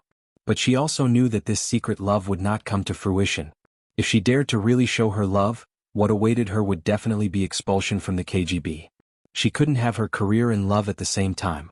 She was only willing to kiss every inch of the ground under his feet and bury her love in every corner he walked. He only needed to cough softly and she could throw away her armor. Now that she was as quiet as a cicada in winter, who would recognize her as the flower of the Far East of the KGB, who had single-handedly killed 16 Japanese Secret Service spies on the South Korea Islands. Linda moved extremely quickly. In the blink of an eye, she withdrew the poison needle and pressed it into her bracelet. The corners of her mouth curled up into a smile. Nothing had happened. Gu Nianji didn't realize that she had just walked through the gates of hell, but she did feel Linda's murderous aura that couldn't be ignored. But she was not afraid. Ever since she was kidnapped and brought here, she had been trying her best to endure it. She used the most nonchalant attitude and mentality to deceive others and herself. Until today, when she saw Hua Xiaoheng's counterpart, all her anger, resentment, pain, and other negative emotions finally erupted at this moment. If he died, so be it. What's the big deal? Gu Nianji grabbed the cards and sneered at Linda. What about me? Looking at your murderous expression, I have to call the police. My personal safety is threatened. I'm worried that if I walk out of this gambling hall, I'll be dead in the pool. No, it's such a pity for me. I've just turned 20, unlike you who's almost 30. You've lived long enough. Linda's expression changed at Gu Nianji's provocation. Calling her vicious was one thing, she took it as a compliment, but calling her auntie and calling her old was intolerable. Linda couldn't take it anymore. She walked over and slammed the table in front of Gu Nianji. Are you done? Who wants your life? Don't be so shameless. She deliberately created an image of herself as a big-breasted, brainless, and hot-tempered vase. This was the persona she often used. It was very effective and it never attracted attention. After all, who would think that a vase had brains and skills?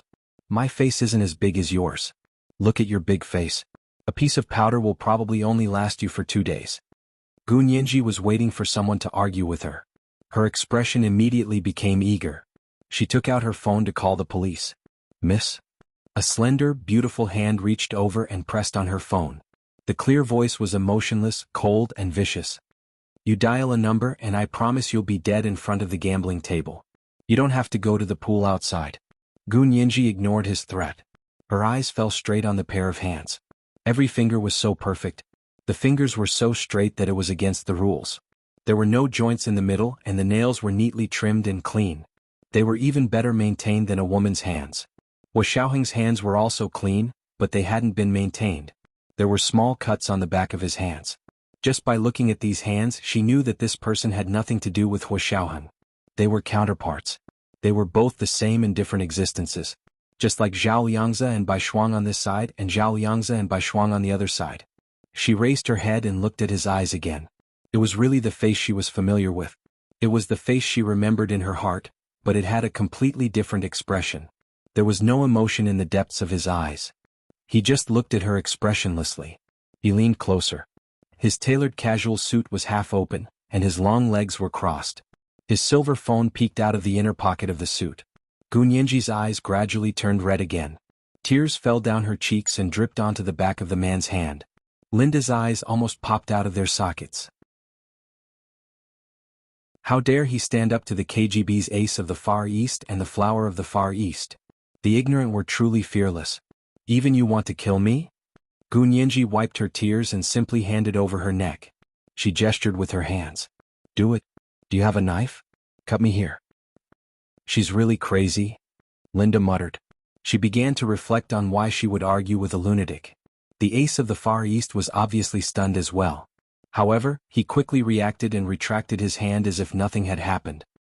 He looked at the dealer and said calmly, "Deal the cards. In the future you can't let mental patients in casually." Who is the mental patient talking about? Gu Nianji restrained her emotions and stopped crying. She glanced at him sideways and took a card from the dealer's hand to trick him. The ace of the Far East ignored her. Linda interrupted from behind, "Of course the mental patient is talking about you." The corners of Gu Nianji's lips curled up. She continued to play cards and said, "Since you admit that you're mentally ill, I won't hold it against you. Deal the cards." Linda's face darkened.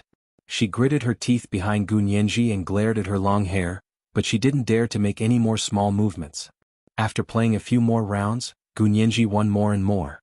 Just as she was about to continue showing off, her phone rang. She picked it up. It was Bai Shuang. "Lawyer Gu, Director Zhao and Mr. Dresden asked us to go over. Are you coming out?" Gu Nianji looked at her hand and gave up regretfully. She said, "I'll come out right away. Wait a minute." She took the chips and handed them to the casino to exchange for money and deposited into her bank account. She got up and left the casino. She lifted the dark golden velvet curtain and saw Bai Shuang waving at her from the opposite side. She took the boat over and walked out of the hall with her. Zhao Liangzi and Dresden were waiting for them at the door. Gu Nianji looked at them curiously. "Are you done talking? What's the big deal?" Zhao Liangzi laughed. "What big deal? Spicy hot pot, it's all big stuff." Bai Shuang naturally walked to Zhao Liangzi's side and said, "Thank you, Director Zhao." "Miss Bai, you're welcome. It was nothing." Zhao Liang's attitude towards her was much gentler, and there was even a hint of affection. Gu Nianji looked at them with a smile and said, "You guys are so familiar with each other, so why are you being so polite? You can call him Little Zhe and he can call you Shuang, right?" Bai Shuang blushed slightly and was about to decline when Zhao Liangzi said first, "Okay, Shuang can call me Little Zhe from now on." Bai Shuang was extremely happy, and her smile became even sweeter and brighter. The two of them looked at each other. Even if they were talking about boring things like how nice the weather was tonight, they still enjoyed it. Gu Nianji couldn't help but want to roll her eyes. She had really eaten too much dog food tonight. Although she wasn't a single dog, Gu Nianji couldn't stand it anymore. She tapped Zhao Liang's shoulder. "That's enough, you guys. Tonight's dog food is over the limit. Please do it tomorrow. Don't waste dog food." Zhao Liangzi laughed loudly. "Lawyer Gu, you're jealous?" "Jealous my ass." Gu Nianji turned and saw Dresden standing alone next to her. She was about to walk over when she saw Dresden's eyes suddenly light up with surprise. He took 2 steps forward and walked past Gu Nianji. "Gu Nianji." She turned to follow Dresden's gaze and saw that the ace of the Far East and Linda had also come out. It was obvious that Dresden was heading for Linda. He reached out to her excitedly. "Miss Linda, we meet again." Linda tilted her head and gave him a charming smile. "Mr. Dresden, I missed you very much." The two of them shook hands and couldn't separate. They led the way to the elevator downstairs. The corners of Gu Nianji's mouth twitched as she looked at the ace of the Far East, who was walking behind Linda. He was expressionless, but the coldness in his body was obvious. Zhao Liangzi and Bai Shuang nodded at him and followed behind Dresden and Linda. Gu Nianji lagged behind and happened to be walking side by side with the ace of the Far East. Gu Nianji looked at him and felt very strange. She couldn't help but ask nosily, "Brother, aren't you angry that your girlfriend ran away with someone?" She had just been sitting on his lap, but in the blink of an eye, someone had put his arm around her shoulders and entered the elevator. She really had to give the dedicated KGB personnel a thumbs up for this coquettish operation. Perhaps it was because Gu Nianji's eyes were too bright. Even the KGB's ace of the Far East glanced at her without batting an eyelid. He still said coldly, "What does it have to do with you?" Gu Nianji was in high spirits. "It has nothing to do with me. I'm just concerned about you. After all, we had a gamble just now. Don't be so cold. Come, let's be friends. My phone number is XXXXX. The ace of the Far East was Xiaoheng. She wanted to be friends with him? Wasn't this girl afraid that she would die too quickly? The ace of the Far East ignored her and walked to the elevator. Gu Nianji chuckled and chased after him. She continued to ask recklessly, "Are you forcing yourself to smile? Don't be afraid. There are plenty of fish in the sea. Why are you so attached to a single flower?" Just as they were about to reach the elevator door, the ace of the Far East suddenly stopped in his tracks. He stretched out his hand and pressed the cold barrel of a gun against Gu Nianji's temple. He said coldly, "Shut up. Mr. Hua, please calm down." He Jichu, who was hiding in the dark, had no choice but to come out. He also raised a gun and aimed it at the ace of the Far East, Hua Xiaoheng. "She's my man. You shoot, I'll shoot." This is the first update of the day, Chapter 1530, She's Mine. On the first day of March, I'm asking for guaranteed monthly votes and recommendation votes. Monthly votes will be added at 8 p.m. I believe in everyone's fighting power. Moi, all the big shots and little angels.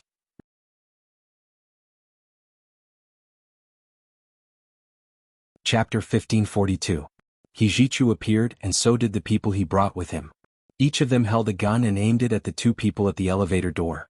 The people in the elevator looked at each other nervously and didn't dare to move. At that moment, only one thought echoed in Gu Nianji's mind. So this was how it felt to be pointed at the temple with a gun? The cold barrel of the gun was like an iron rod without any temperature, pressed against her head. She could even hear the sound of the other party's finger pulling the trigger. The ace of the Far East's figure flashed, and in the blink of an eye, he was already standing behind her. One arm wrapped around her neck, and the other hand was still pointing at her temple with the gun. He smiled at Hijichu. "Young master He, how have you been?" Hijichu's expression froze slightly, and he suddenly understood. "You're forcing me to show myself?" No wonder the ace of the Far East had suddenly attacked a defenseless young girl. The ace of the Far East strangled Gu Nianji's neck and leaned close to her cheek. The two of them were so close that Gu Nianji could feel his hot breath. She wasn't used to it. She pursed her lips and said angrily, "Since you've already let young master He out, Can you let me go now? Who did I offend? I wanted to be friends with you out of goodwill, but you used me to threaten me. Are you still a man? The ace of the Far East ignored her provocation and said to Hijichu. So this is young master He's weakness. He pressed the gun tighter against Gunyenji's temple. Gunyenji felt that a small red scar would definitely appear on her temple. She couldn't help frowning and saying, Mr. Hua, since you've achieved your goal, can you let me go now? The ace of the Far East snorted and pushed Gunyenji out. Mr. Hua, don't go too far. Hijichu's eyes were about to burst into flames, and the trigger in his hand clicked. Gunyenji staggered from the push and plunged into Hijichu's arms. Hijichu hugged her tightly and still pointed the gun at the ace of the Far East. He said coldly, there won't be a next time. Do you think I want to? The ace of the Far East put his hands in his pockets and didn't change in the face of so many guns pointed at him. Your woman is too noisy. I'll help you teach her a lesson. You don't have to worry about that. Hijichu put away his gun and waved his hand. The people he brought with him quickly dispersed, leaving only the three of them in front of the elevator. Hijichu pulled Gunyenji's hand into the elevator and shielded her in a corner. After the ace of the Far East came in, he stood at the door and didn't walk back. Gunyenji stood in the elevator and thought it was ridiculous. She clearly loved Major General Hua and treated Hijichu as her brother, but in this environment she had no choice but to stand closer to Hijichu. Because that ace of the Far East was too annoying. The group of people didn't speak in the elevator. It wasn't until they got out of the elevator and boarded a small yacht back to H City that Hijichu started talking to the ace of the Far East. Gunyenji found a mirror on the yacht and looked at herself. Sure enough, there were 2 red circles on her right temple. It was the mark of the gun barrel. She angrily found a round, flesh-colored band-aid, tore it open, and stuck it on her temple to block the ugly red circle. When they arrived at the small living room of the yacht, Bai Shuang and Zhao Liangzi sat there talking with Dresden. Dresden sat next to Linda and looked at her with a smile on his face. He couldn't take his eyes off her face. Hijichu held a cup of coffee and stood in front of the window of the small living room. He asked the ace of the Far East expressionlessly. This is the person you're willing to pay the highest price to get? I don't think you need to show up at all. As long as you send out your swallows, wouldn't it be easy? What he meant was that to deal with this Dresden, as long as Linda waved her little hand, he would run over eagerly. Why did they need Hua Xiaoheng, the ace of the Far East, to do it? The ace of the Far East took a sip of red wine and said in an even colder tone than Hijichu's, Do you think the CIA will let him leave your country safely? Hijichu thought of the 4 henchmen outside the Four Seasons Hotel the night before. They will make a move and we won't just sit back and wait for death. The ace of the Far East didn't comment. He held his wine glass and looked back calmly. Suddenly he saw the round, flesh-colored band-aid on Gunyenji's temple. His gaze narrowed slightly before he looked away. Gunyenji came to Hijichu's side and pointed at the band-aid she had just put on. She said unhappily, Young master, look, that person is too vicious. He wanted to poke a hole in my temple with his gun. He's trying to disfigure me. Hijichu looked at the round, flesh-colored band-aid she had put on and was speechless. He touched her head with his hand. All right, don't be angry. I'll ask him to apologize to you. Hijichu looked in the direction of the ace of the Far East.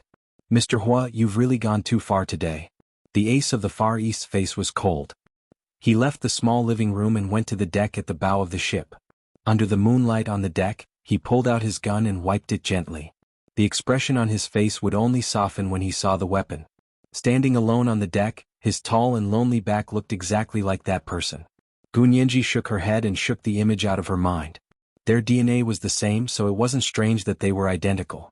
In order to divert her attention, Gunyenji sat opposite Dresden and Linda and stared at them without blinking.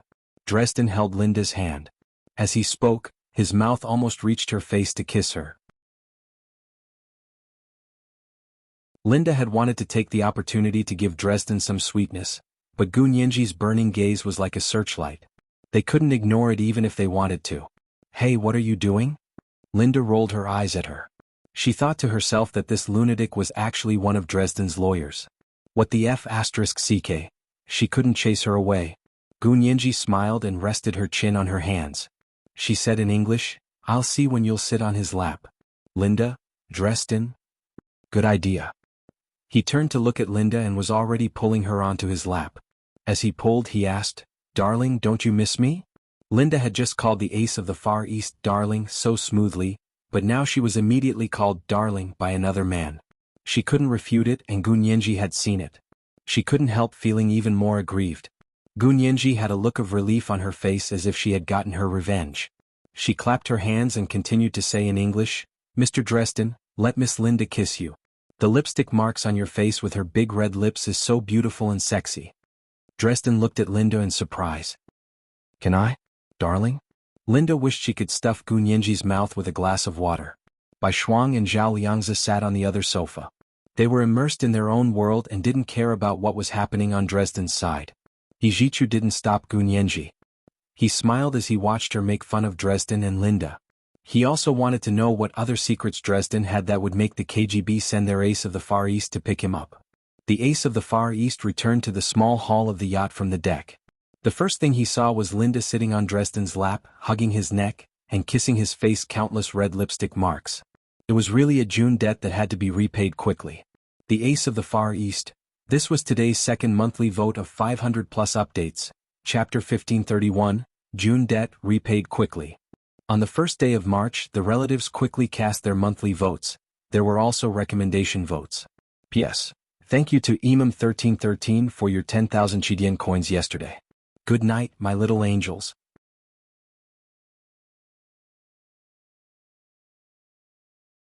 Chapter 1543. Gunyenji turned around with a smile and raised an eyebrow at the cold ace of the Far East. She didn't say anything else because she knew her limits. It was one thing to deliberately let Linda and Dresden be intimate, but it was another thing to expose Linda and the ace of the Far East's identities. Gunyenji wasn't that stupid. She wouldn't expose their special identities in front of Dresden. Linda felt extremely awkward, but she didn't show it at all. Instead, she lazily lay in Dresden's arms and said to the ace of the Far East in Russian, "Peter, is the car ready? There are also boat tickets. Mr. Dresden and I want to leave here as soon as possible." Gunyenji's eyes looked between the ace of the Far East and Linda. She suddenly understood that in front of Dresden, these two were now the eldest daughter and the chauffeur and bodyguard. The ace of the Far East was indeed the ace of the Far East. He quickly got into character. He nodded slightly with a cold expression and replied in Russian, "Miss Linda, the car and boat tickets are ready, but the weather outside isn't good. I'm afraid the boat won't leave for 2 days." This was a code between him and Linda. It meant that there were people watching them outside and they couldn't leave immediately.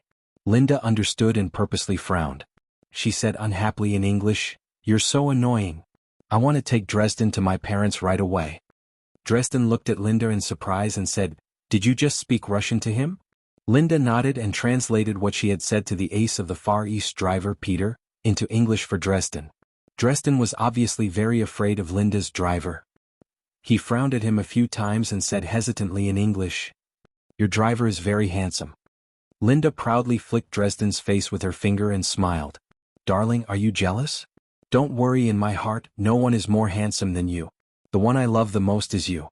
Dresden glanced at driver Peter in embarrassment and whispered, "Don't say that in front of others." "Don't worry, he doesn't understand English," Linda said as she moved closer to Dresden. The two of them hugged and kissed passionately. The ace of the Far East driver, Peter, stood to the side with a straight face and didn't say a word. After all, he didn't understand English. Gunyenji's back was drenched in sweat as she watched the scene unfold before her. She had deliberately caused trouble because she had seen Linda and the ace of the Far East being intimate in the gambling hall just now. But at this moment, seeing that Linda was able to restrain herself freely, speaking in human language and ghost language as if nothing had happened just now, he couldn't help but admire her in his heart. Tiske, even the Oscars owed this KGB flower of the Far East an Oscar. Those movie queens and movie kings were nothing compared to these intelligence agents who risked their lives to put on a show every day. Gunyenji was very emotional, but when she thought about Hua Xiaoheng's occupation, she stopped teasing him. This was their job. Although she couldn't do it herself, she respected their professionalism. These people were all working for the benefit of their country. Everyone who sacrificed themselves for the interests of the country and the people was worthy of respect. Gunyenji stopped smiling and stood up. She turned around and walked out of the small hall to the deck outside. This was a small yacht. It couldn't be compared to the 10-story tall Princess Victoria cruise ship.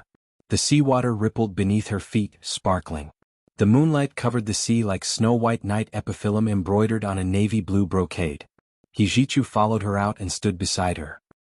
He placed his hands on the railing and looked at her sideways. He asked, "What's wrong?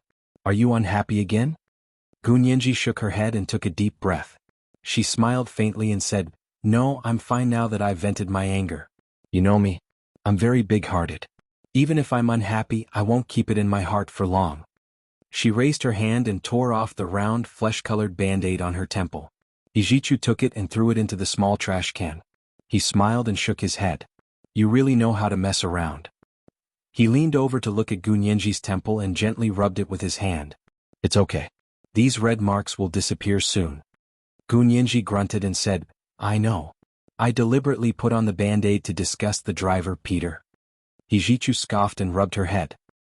"You're still so naughty." He paused and gave a half-smile. "Just be naughty for a while." Gunyenji, she slapped Hijichu's hand away and gestured with her eyes behind her. "Don't worry about me. Go do your own thing." Hijichu looked at her deeply. "Can you do it alone?"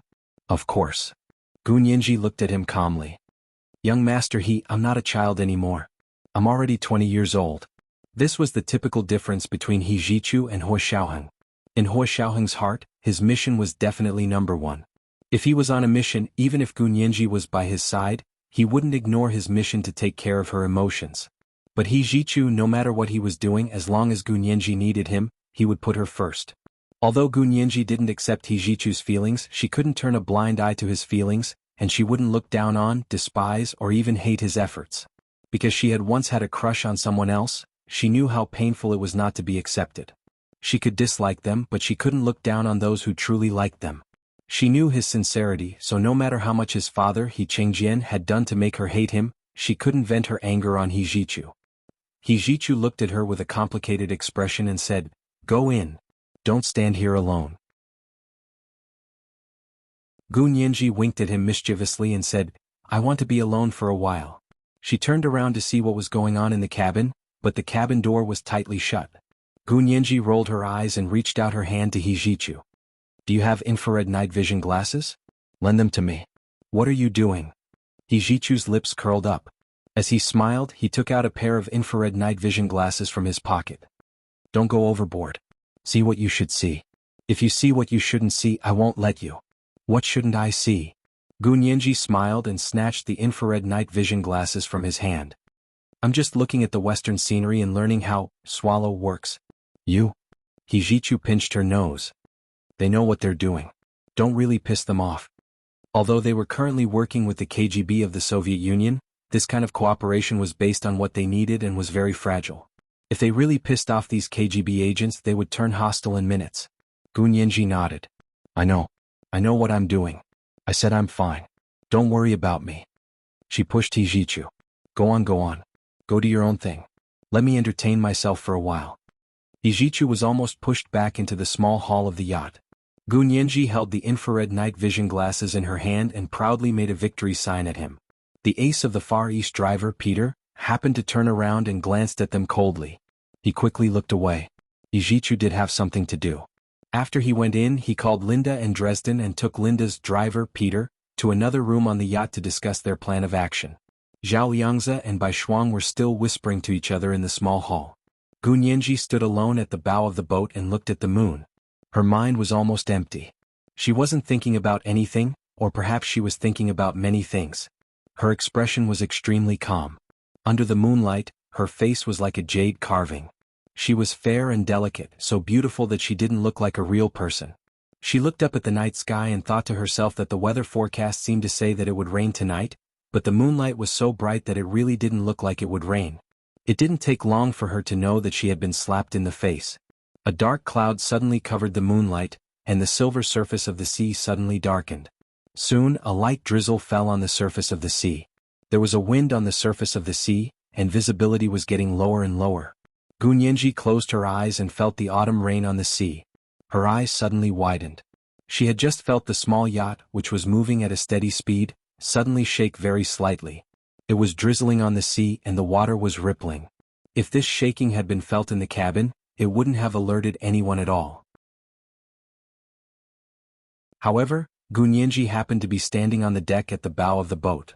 She was also holding the infrared night vision glasses Hijichu had given her.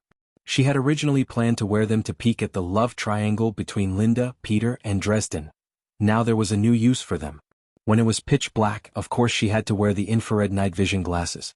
Gunyanji silently put them on and looked at the turbulent sea. In the darkness of her vision, a few human-shaped red shadows were floating and sinking directly under their yacht. Gunyanji's heart sank. These were frogmen. She took out her phone and sent Hijichu a text message.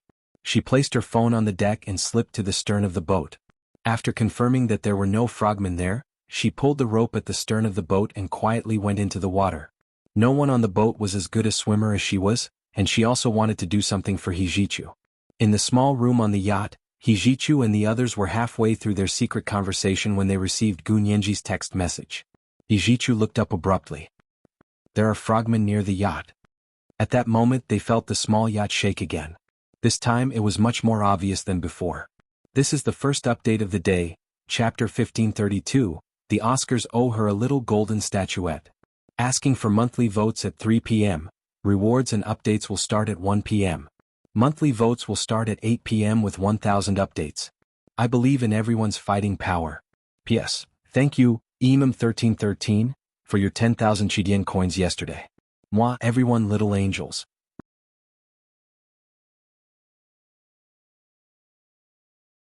Chapter 1544. The water in Victoria Harbour in November was already very cold. Gunyanji couldn't help shivering when she went into the water. But after swimming away she quickly warmed up. She was carrying a rope that had been untied from the boat, and the other end of the rope was tied to the side of the boat. The rope wasn't too thick, but it was especially long. She didn't know what it was used for. In the dark sea water, through the infrared night vision goggles, she clearly saw the red figures. There should be about 8 people. They were especially tall, with broad shoulders, long legs and a stocky waist. Judging from their physiques, they didn't look like ordinary Asians. There were 2 people in each direction and they were swimming at the bottom of the yacht. They seemed to be doing something to the bottom of the yacht. Gunyanji took a deep breath and dived deep into the sea. Then she hooked the rope and swam around the people as fast as a fish. She loosely wrapped the rope around their legs and tied a slip knot. This kind of knot couldn't be felt when the rope wasn't tightened. Only when she tightened it would the other party realize that they were tied up. The knot Hua Xiaoheng had taught her was originally used on land to make rope traps. Using it at the bottom of the sea was her improvisation, and Hua Xiaoheng had never taught her. Tonight was also a beautiful night. Dark clouds suddenly covered the moon. The sea was so dark and the bottom of the sea was so dark that she couldn't even see her own fingers. She was wearing infrared night vision glasses to be able to accurately put on those people's legs. Those frogmen should also be wearing infrared night vision glasses, but they were all focused on the bottom of the yacht above them. No one looked at what was happening under their feet. Gunyanji silently swam another lap and coiled the rope again. The 8 people were focused on cutting the boat. They inserted the sharp screwdrivers into the bottom of the boat in a circle, and then used sniper rifles that were specially used in the water to penetrate the place surrounded by the screwdrivers. This way, the boat would sink the fastest and the people on the boat would be killed without anyone noticing. They had done this many times on the other side of the Atlantic Ocean and had never failed. Gunyanji's water was especially good. Back then she had been able to enter and exit the blue-violet electric arcs in the Caribbean Sea's blue hole, so Victoria Harbour here was no problem. Moreover, her lung capacity was very good, and she could hold her breath much longer than the average person. None of the frogmen with scuba gear could swim as freely as she did. Gunyanji swam 5 laps around the frogmen in one go. After making sure she had tied their legs with a slip knot, she floated up to the surface. Meanwhile, on the ship Hijichu was going crazy. He couldn't find Gunyanji anywhere. All he saw was her phone on the deck. Without another word, he jumped off the boat to look for her. Gunyanji emerged from the bottom of the sea and pushed the infrared night vision goggles up on top of her head. She smiled and waved at the people on the deck, then jerked the rope in her hand up. The slip knot they had just tied became tighter and tighter, binding their legs. The 8 frogmen at the bottom of the sea who were focused on drilling the ship suddenly lost their balance. Just as they were about to kick out, they realized that their legs had stepped into a noose. After the initial shock, they immediately calmed down at the bottom of the sea, pulled out the sharp daggers on their bodies and bent down to cut the rope. Unfortunately, the rope that Gunyanji used to tie them up wasn't an ordinary rope. It was a cowhide rope that had been soaked in tung oil. It was very strong and difficult to cut. However, the daggers in their hands weren't ordinary either. Hijichu saw Gunyenji emerge from the bottom of the sea and swam over. Nonsense. Who told you to jump down? Hijichu hugged her from behind and repeatedly stepped on the water to send her to the deck. At that moment, the ace of the Far East had already pushed open the door from the cabin. Without looking at them, he jumped into the water beautifully. Gunyenji saw his right hand flash, revealing a foot-long flat knife in his hand. Hijichu took off his suit jacket and draped it over Gunyenji. He then pushed her to Zhao Liangzi and said loudly, "Watch her." Zhao Liangzi quickly held onto Gunyenji. Hijichu turned around and went into the water. He didn't take the knife, but he took a pistol with a long barrel and dived into the sea. Gunyenji couldn't break free from Zhao Liangzi's grip, so she quickly said, "Let go of me. I won't go into the water. I'll just go and take a look." "No. You ran down by yourself just now. I heard there were frogmen." Zhao Liangzi was shocked and scared. He was just a programmer. Although he was a director, he was still just a programmer. Gunyenji pursed her lips. Deep down, she missed Brother Zay so much that she rolled her eyes. "Can you put my glasses on for me?" Her infrared night vision glasses were on top of her head. Zhao Liangzi freed one hand to put on the infrared night vision glasses for her, and they walked to the side of the boat. Inside the yacht, Bai Shuang, Linda, and Dresden were together. The cabin door was tightly shut. When the ace of the Far East came out, he had locked the cabin door from the outside. The people inside couldn't come out even if they wanted to. Gunyenji turned around to look at the locked cabin door, then looked down at the bottom of the sea. She gasped. 5 people had already cut the ropes and floated up. They were fighting Hijichu and the ace of the Far East. These frogmen were also Special Forces soldiers of the U.S. Navy SEALs. Their combat power was not something ordinary field agents could compare to.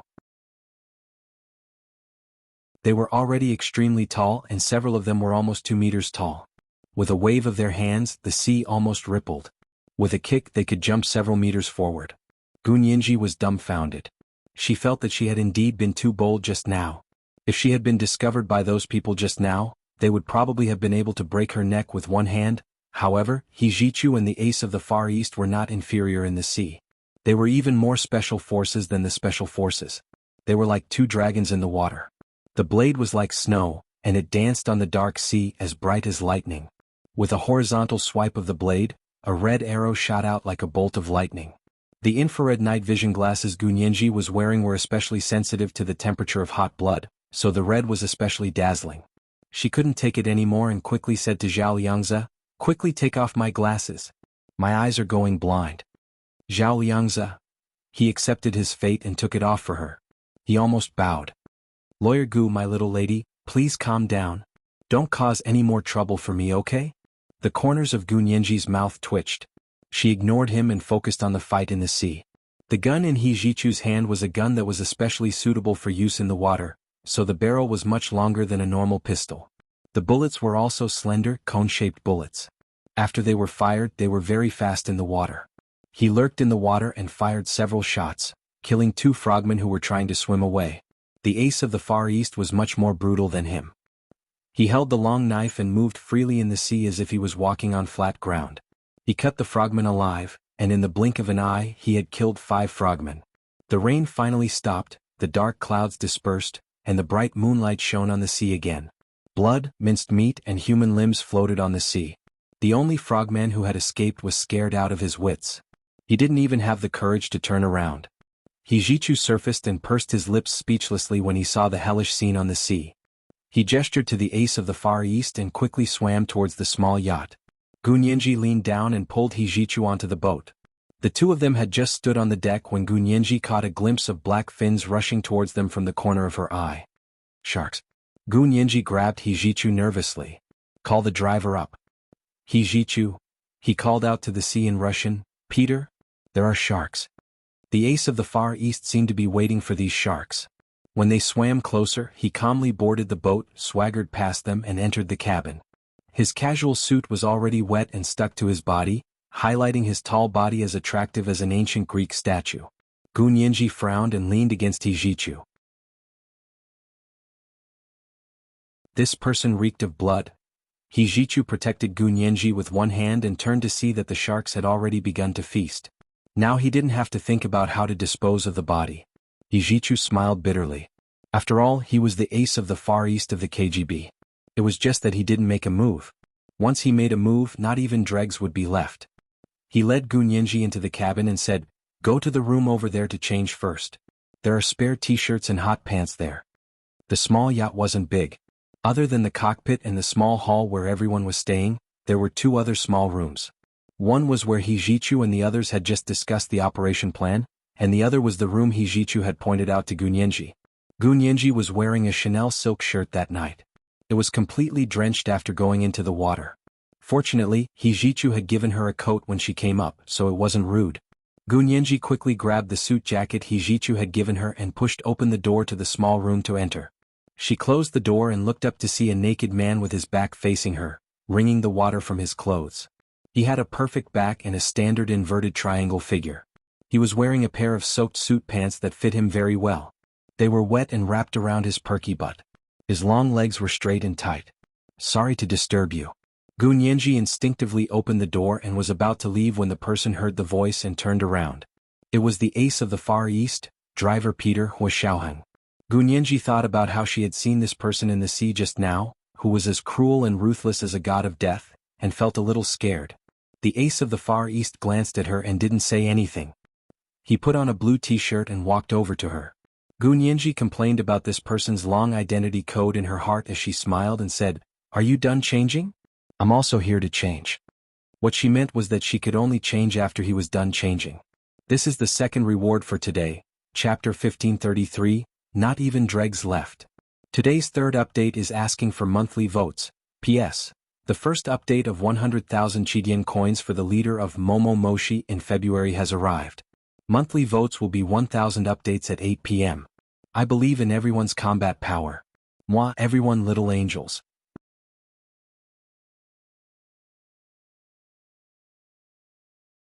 Chapter 1545. The ace of the Far East stood in front of her with one hand on the door handle. He looked down at her and asked emotionlessly in a clear voice, "Who taught you to tie knots?" Gunyenji blinked and suddenly smiled. "You taught me." Ace of the Far East. He closed his eyes. His patient expression made Gunyenji feel like he really thought she was mentally ill. Gunyenji rubbed her nose and smiled sheepishly. "I was just joking. Don't be so cold. A friend taught me that." "What's wrong? Am I wrong?" The ace of the Far East opened his eyes and asked expressionlessly, "Why did you jump into the sea?" Gunyenji, she wanted to help Hijichu. What did that have to do with him? Gunyenji snorted and gripped Hijichu's suit jacket even tighter. Without looking at the ace of the Far East, she turned her head and said, "What does it have to do with you?" "Sigh." I finally returned this sentence and gave myself a thumbs up. The excitement in her heart couldn't help but show on her face. Her plump and curvy lips curled up into a joyous smile. Her entire body seemed to be glowing, bright and beautiful. The ace of the Far East narrowed his eyes and reprimanded her even more coldly and mercilessly. "You don't have the ability, yet you're still trying to show off. When you get into trouble, you want someone else to clean up the mess for you. With your weakness, Hijichu doesn't need an enemy at all." With that, he opened the cabin door and left. Gunyenji was so angry that she almost jumped up and hit him. She glared at his back and her eyes were about to shoot daggers. She wanted nothing more than to stab him in the chest. "What's wrong?" Hijichu walked over with a towel drying his hair. "Did you change your clothes?" Gunyenji snorted. "I'll change it right away." She closed the cabin door and found a black men's t-shirt in the closet inside. It looked like the kind of pajamas she used in the other world. She immediately put it on without hesitation. The jeans on his legs were soaked, heavy, and extremely tight. After changing, she found a pair of hot pants to change into. It was already the smallest size, but the waist was still a little loose. Although it wouldn't fall off, it wasn't comfortable to wear. Moreover, the black men's t-shirt reached her thighs and covered her hot pants, making it seem as if she wasn't wearing any pants. It was too embarrassing. After looking at it for a long time, she still changed into the soaked jeans. Hijichu was a bit surprised when he pushed the door open. "Why are you wearing this? This is a men's t-shirt." He didn't even change his pants. "Yes, I like it. The pants will dry quickly, so it's inconvenient to change." Gunyenji smiled. "Go change. You're wet too." Hijichu pushed the door open and went in. Gunyenji looked up to see Linda sitting on the sofa and looking at her in a friendly manner.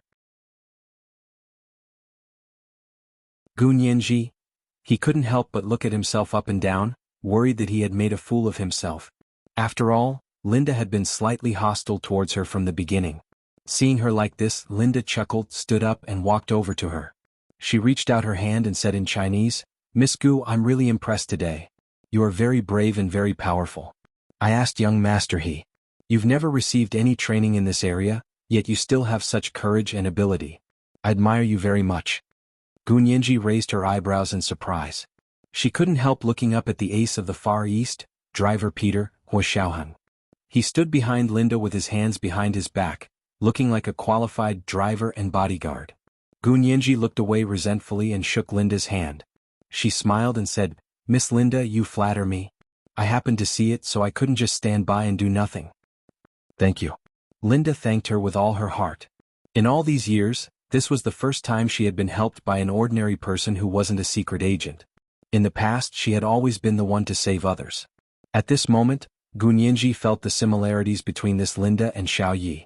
Although the two of them were counterparts because of their different experiences, their personalities and ways of doing things looked very different on the surface.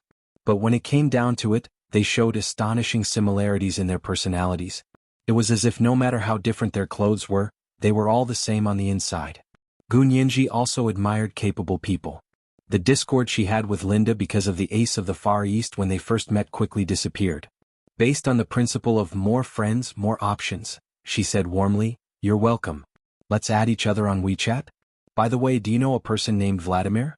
He has a driver named Ivan?" Linda raised an eyebrow. "Okay, this girl knew the second in command of the KGB and his driver?" "I think so. I'll help you check when we get back," Linda said with a smile. She took out her phone and added Gu Nianji as a friend. Dresden watched from the side for a long time and also had a good impression of Gu Nianji. He smiled and thanked her in English. He also took out his phone to add Gu Nianji as a friend. Of course, Gu Nianji couldn't have asked for more. She also added Dresden as a friend. After replying in English, "You're welcome," she muttered in Russian. "How did he know? Actually, I didn't do anything." Linda also smiled in Russian and said, "It was what your boyfriend said. He said that it was a good thing you discovered it in advance and disrupted their plans underwater. You have to know that those people weren't ordinary people. They were the special forces of the U.S. Navy SEALs." "Boyfriend?" Gu Nianji frowned. "I don't have a boyfriend." She added, "I'm really ignorant and fearless. If I had known they were the special forces of the SEALs, I definitely wouldn't have gone down." "Isn't young Master He your boyfriend?" Linda returned to the sofa and giggled. "His eyes are almost glued to you." Gu Nianji, although she knew that the ace of the Far East, driver Peter, Hua Xiaoheng, wasn't the person she loved, she was still very embarrassed to talk about such a thing in front of someone who looked the same. Gu Nianji pondered for a moment and walked over to driver Peter with her phone. She smiled and asked in Russian again, "Mr. Peter, do you mind adding me as a friend?" "I don't have WeChat," the ace of the Far East said coldly, looking very arrogant. Gu Nianji wasn't someone who would give up so easily. She turned to look at Linda and winked at her. She said in English, "Miss Linda, can you ask your driver to add me as a friend? That way if I need to use the car I can ask him for help. I'll pay for it and he can earn some extra money." She deliberately spoke in English so that Dresden could understand.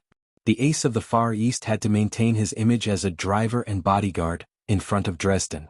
Because in Dresden's eyes, Linda was his employer, and he had to listen to Linda's words. If he didn't listen he would be exposed. Linda hadn't expected Gu Nianji to be so cunning. Besides, she also wanted to see the cold-hearted ace of the Far East, the killing machine, being forced to stomp his feet by a delicate and intelligent little girl. Deep down in her heart, she had the thought that, if you can't get it, it's good to see others get it. In her opinion, Miss Gu's affection for the ace of the Far East was too obvious. Linda's own feelings had been suppressed so much that she wanted to see other people's lovers get married. At this moment she had transferred all her hopes to Gu Nianji, hoping that she could help her fulfill her unattainable dream.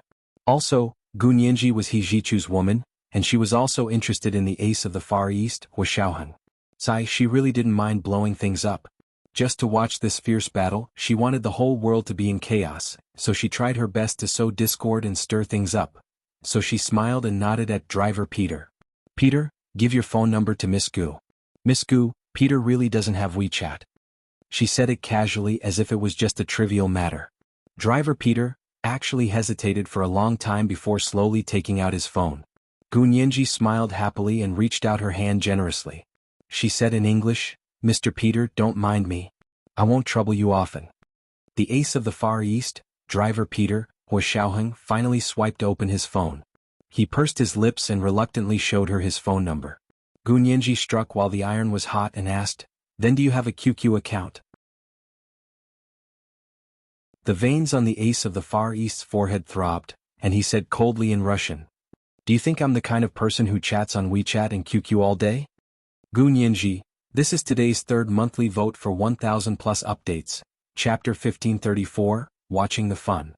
Today's third update is asking for monthly votes.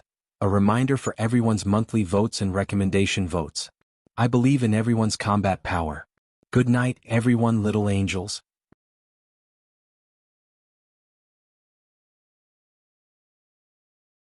Chapter 1546.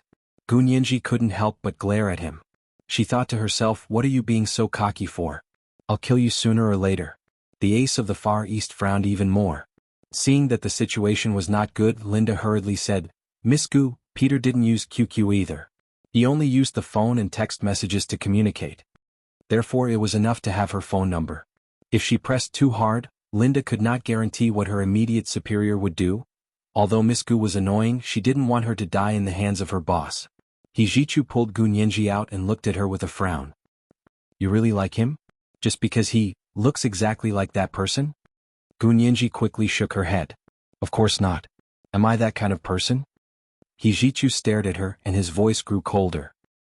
"Aren't you?" It was obvious that he didn't believe her. Gu Nianji felt very wronged.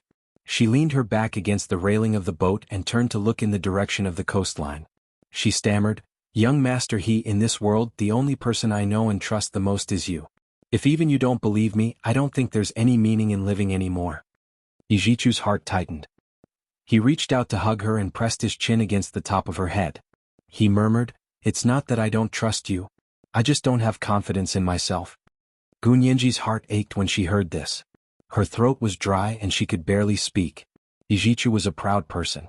No matter which world he was in, he was always the pride of the heavens. But for such a proud person to say that he had no confidence in himself in front of her, Gu Nianji thought about it for a while, then reached out to wrap her arms around his waist and pat his back. She wanted to comfort him, but she felt that anything she said would be hypocritical. It was better not to say anything and just quietly accompany him. Hijichu closed his eyes and thought to himself that he had never realized that he could be so low in this relationship. He used to be extremely dissatisfied with her and hated her for forgetting the past. He didn't treat her well at all and his temper was even worse. But no matter how he treated her, she didn't care. He had already lost his temper after being tortured by her.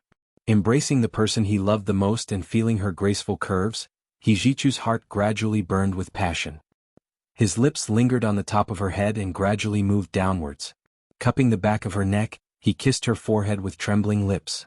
Gu Nianji froze and tried to push Hijichu away. At this moment, the cabin door creaked, and the ace of the Far East pushed the door open. He raised his head and looked over with a gaze as sharp as lightning. Gu Nianji had an idea and immediately said in Russian, "Mr. Peter, are you here to see young master he?" Hijichu's back was facing the cabin. When he heard the voice, he knew someone had come. He sighed and let go. He looked down at Gu Nianji and only looked in the direction of the ace of the Far East. He rubbed her head in frustration. "Go in." His voice turned cold and solemn. Gu Nianji quickly walked away from him and headed towards the cabin. When she walked past the ace of the Far East, she heard him whisper a word in Chinese. "Fickle." She suddenly stopped in her tracks and bared her teeth at the ace of the Far East, who was looking straight ahead. "What do you mean? What did I do to piss you off that you have to scold me like this?" "Nianji, go in." Hijichu's voice was even colder. It was obvious that he didn't want Gu Nianji to have any more contact with the ace of the Far East. Gu Nianji felt very aggrieved when she saw that this person had ignored her after saying one sentence to her. She stomped her feet and went back to the cabin. Hijichu carefully sized up the KGB's ace of the Far East. He narrowed his eyes and suddenly asked, "Mr. Peter, do you have a wife?" The ace of the Far East took out a cigar and poked it into his palm. He said calmly, "No." "What about a girlfriend?" "I have a bed partner if that's what you mean." The ace of the Far East looked at Hijichu expressionlessly. "What's wrong? Your woman is courting me. Are you jealous? Hijichu's lips twitched. She has a childish temper. Don't take it seriously. I didn't take it seriously, but if she wants to climb into my bed, I won't refuse. The ace of the Far East looked at Hijichu provocatively. After all, she's very young and has a good figure. Moreover, young master, his woman must taste very good. Boom. Hijichu couldn't take it anymore and threw a punch at him. The ace of the Far East used only one hand to hold his arm and said coldly, Young master, if you're like this, I'm very disappointed in your Wuxia Empire.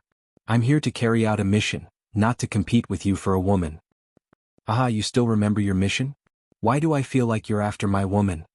Hijichu pushed the ace of the Far East away and straightened his collar. He got back to business. The CIA has already sent out their most elite troops. Where are the people you brought? Don't tell me that only 2 of you came. You don't have to worry about our people. The ace of the Far East turned to look at the navy blue sea that was covered with silver light. As long as you help send him to M City, our people will take over the rest. M City and H City were the same. They were 2 relatively special areas in Wuxia Empire.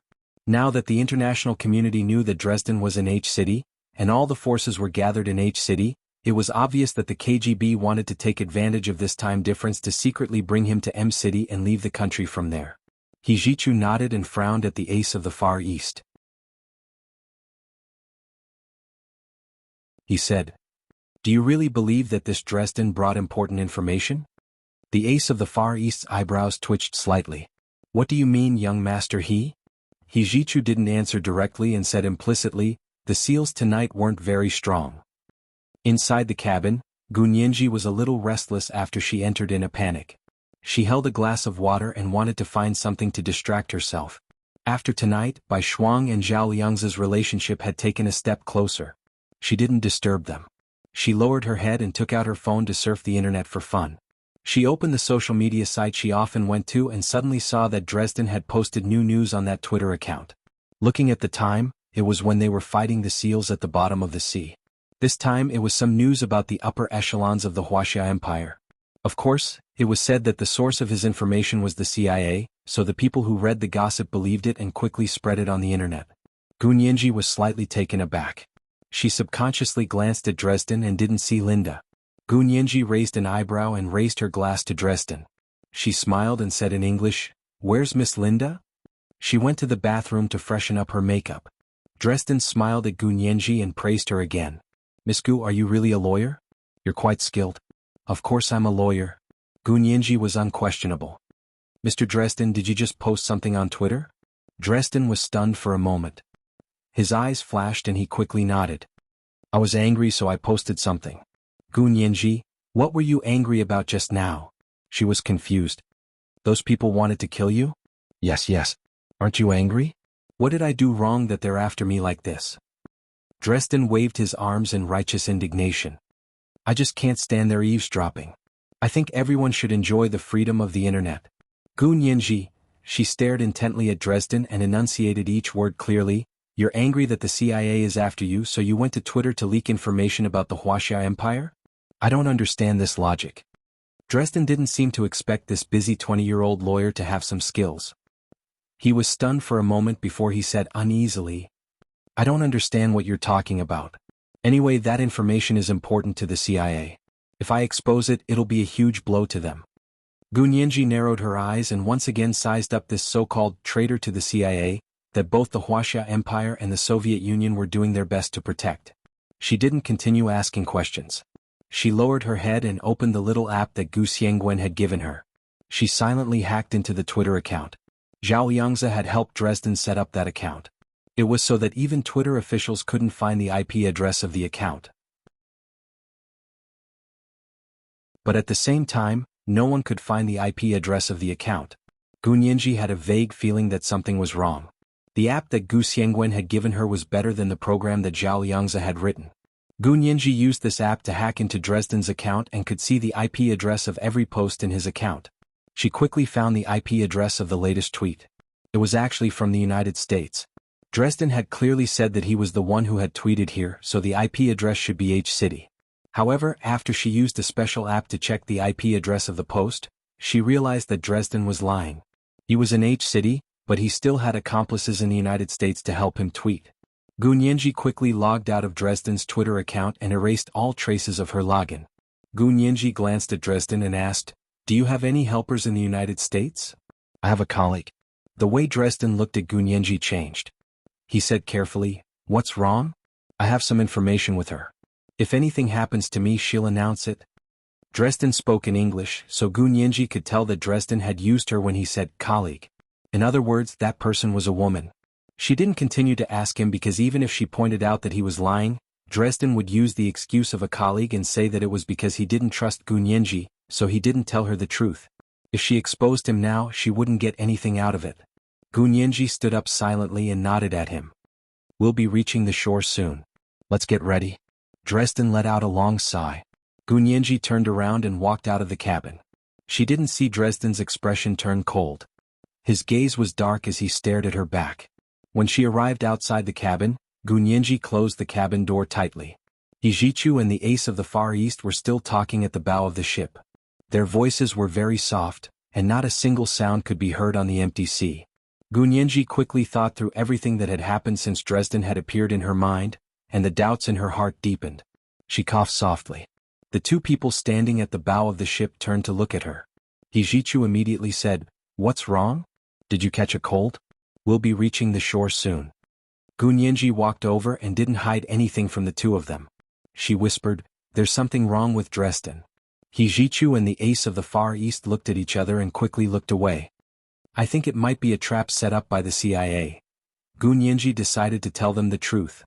"A trap to lure both of you into a trap." This was the first update of the day, chapter 1535, I just don't have confidence in myself. At 8 p.m., the monthly ticket was 1,500 yuan, plus an advance update. P.S. Thank you to Handsome Magic and Beth1211 for the 10,000 beginner coins each yesterday. Moi all the big shots and little angels.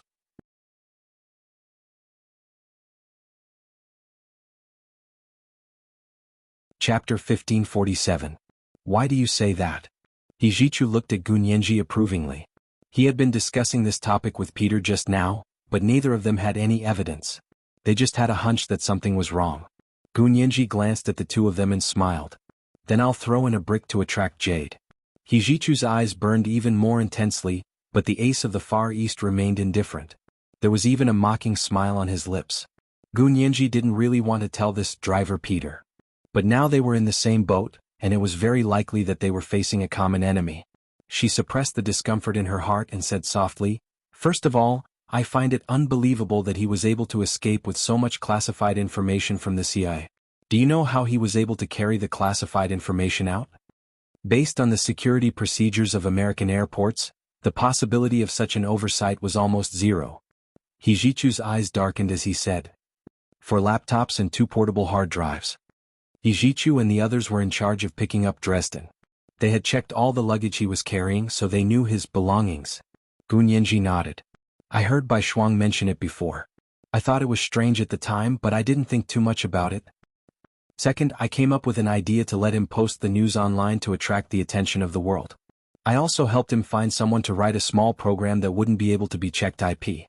Now it seems that I was used by him." Gu Nianji lowered her head in shame. The result of doing this was that everyone immediately believed the authenticity of his information and neglected to check and investigate the source of his information.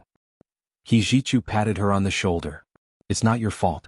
None of us noticed," he said. "At that time, our North American Intelligence Department received a top-secret message saying that a senior CIA employee had defected from the United States with top-secret information. He came to the Wuxia Empire as soon as possible and took the initiative to contact us." Gu Nianji felt a little better. She perked up and said, "When he came to H-City, he quickly became the target of international attention. The CIA's office in H-City even sent some henchmen to kill him. But don't you think that the appearance of those lackeys was too sudden? That clumsy assassination method was completely handing over their heads to the Wuxia Empire's intelligence agency.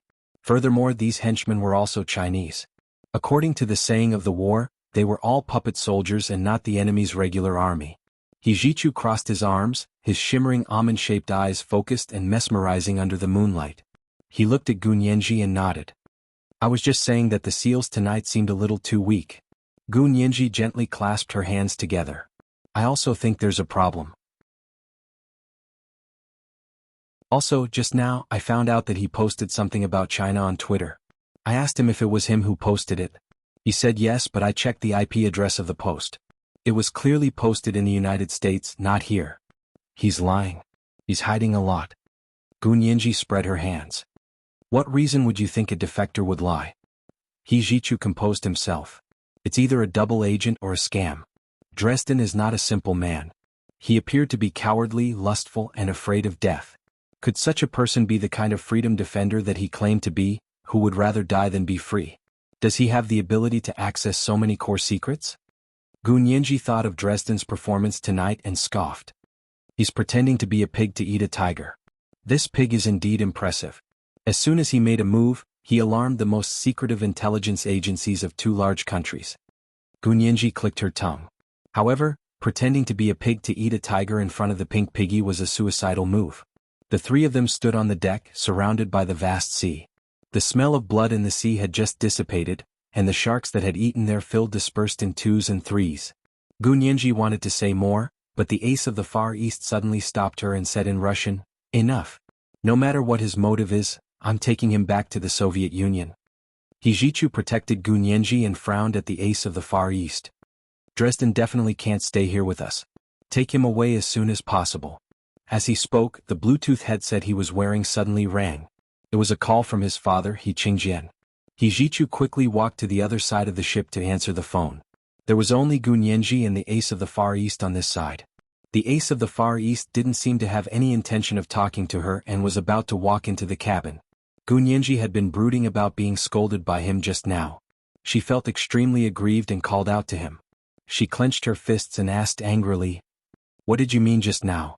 What right do you have to call me a fickle woman?" The ace of the Far East turned to look at her and said coldly, "Your young master he's woman, but you've been seducing me. Isn't that fickle woman?" Gu Nianji glared at him. "I'm not young master he's woman and I didn't seduce you. Don't be so shameless. You think that just because someone looks at you they're interested in you. Isn't that so?" The ace of the Far East raised an eyebrow. "Not only did you look at me a lot, but you also kept asking me for my phone number." As he spoke, he made a gesture. "Twice you asked me for my phone number twice." This was all the truth. However, Gu Nianji had to be reasonable, not to mention that she had a reason for it. Raising her chin slightly, Gu Nianji put on an arrogant posture. "You're really unreasonable. I mistook you for someone else at first, so I looked at you a few more times. As for asking for my phone number, how do you know I didn't have another purpose?" The ace of the Far East seemed to be extremely narcissistic. He pointed at his face and said, "There's someone who looks like me? Impossible." He seemed to be certain that Gu Nianji was deliberately trying to get close to him. Gu Nianji sneered. "Of course there is. He's 1,000 times more handsome and 10,000 times more powerful than you. If I don't look at you a few more times, how can I see your true face clearly?" The ace of the Far East seemed to have lost his patience. He turned around and left without saying a word. On the other side of the boat, He Qingjian was on the phone with He Jichu. He was extremely furious. "Achu, what's going on with Dresden? Didn't he come to seek our protection and help? Did you see what he just posted on the internet? It's all about our country." He Jichu recalled what Gu Nianji had just said.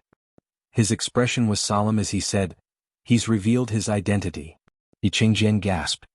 "You're saying that there's a problem with his defection?" "Yes, this is a hot potato. If the Soviet Union didn't interfere, I would have arrested him directly and exchanged hostages with the CIA, He Jichu said coldly. He Jichu had made a mistake in being fooled by a person who was pretending to be a pig to eat a tiger. But on this special front, this kind of situation happened all the time. "Okay, hand him over to the Soviets quickly.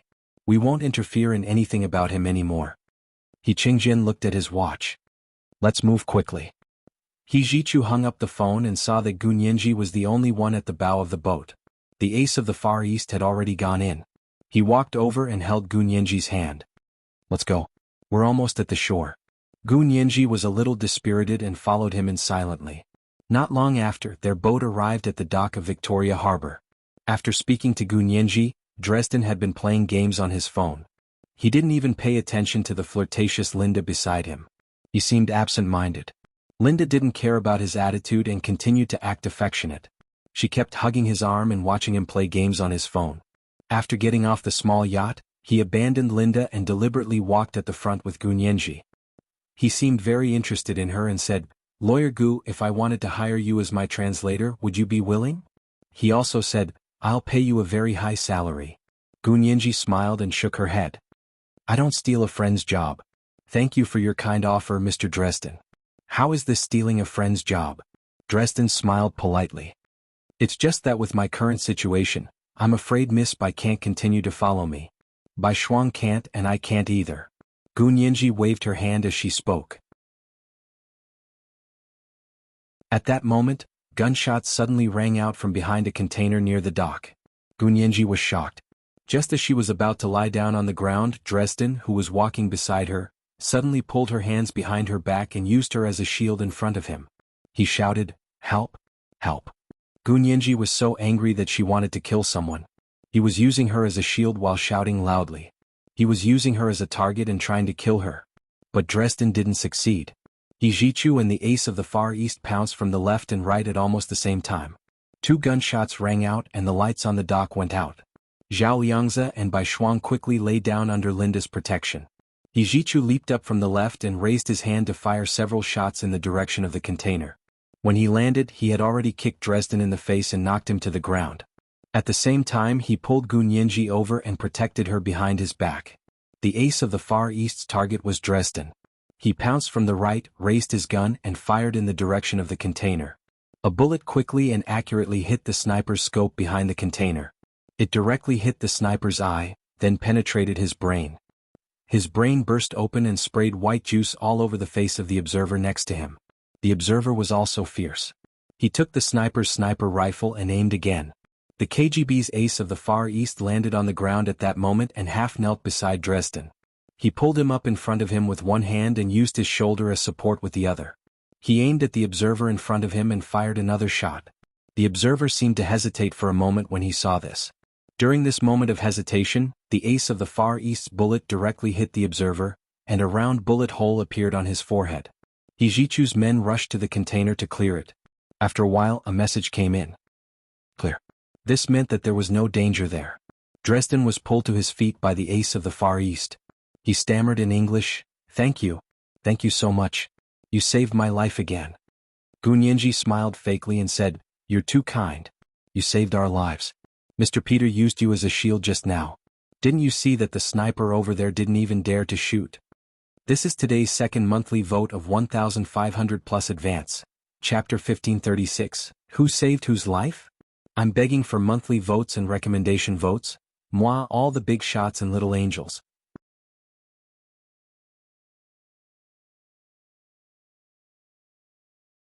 Chapter 1548. Panic flashed in Dresden's eyes as he stammered. "I don't understand what you mean." Jichu's face was tense.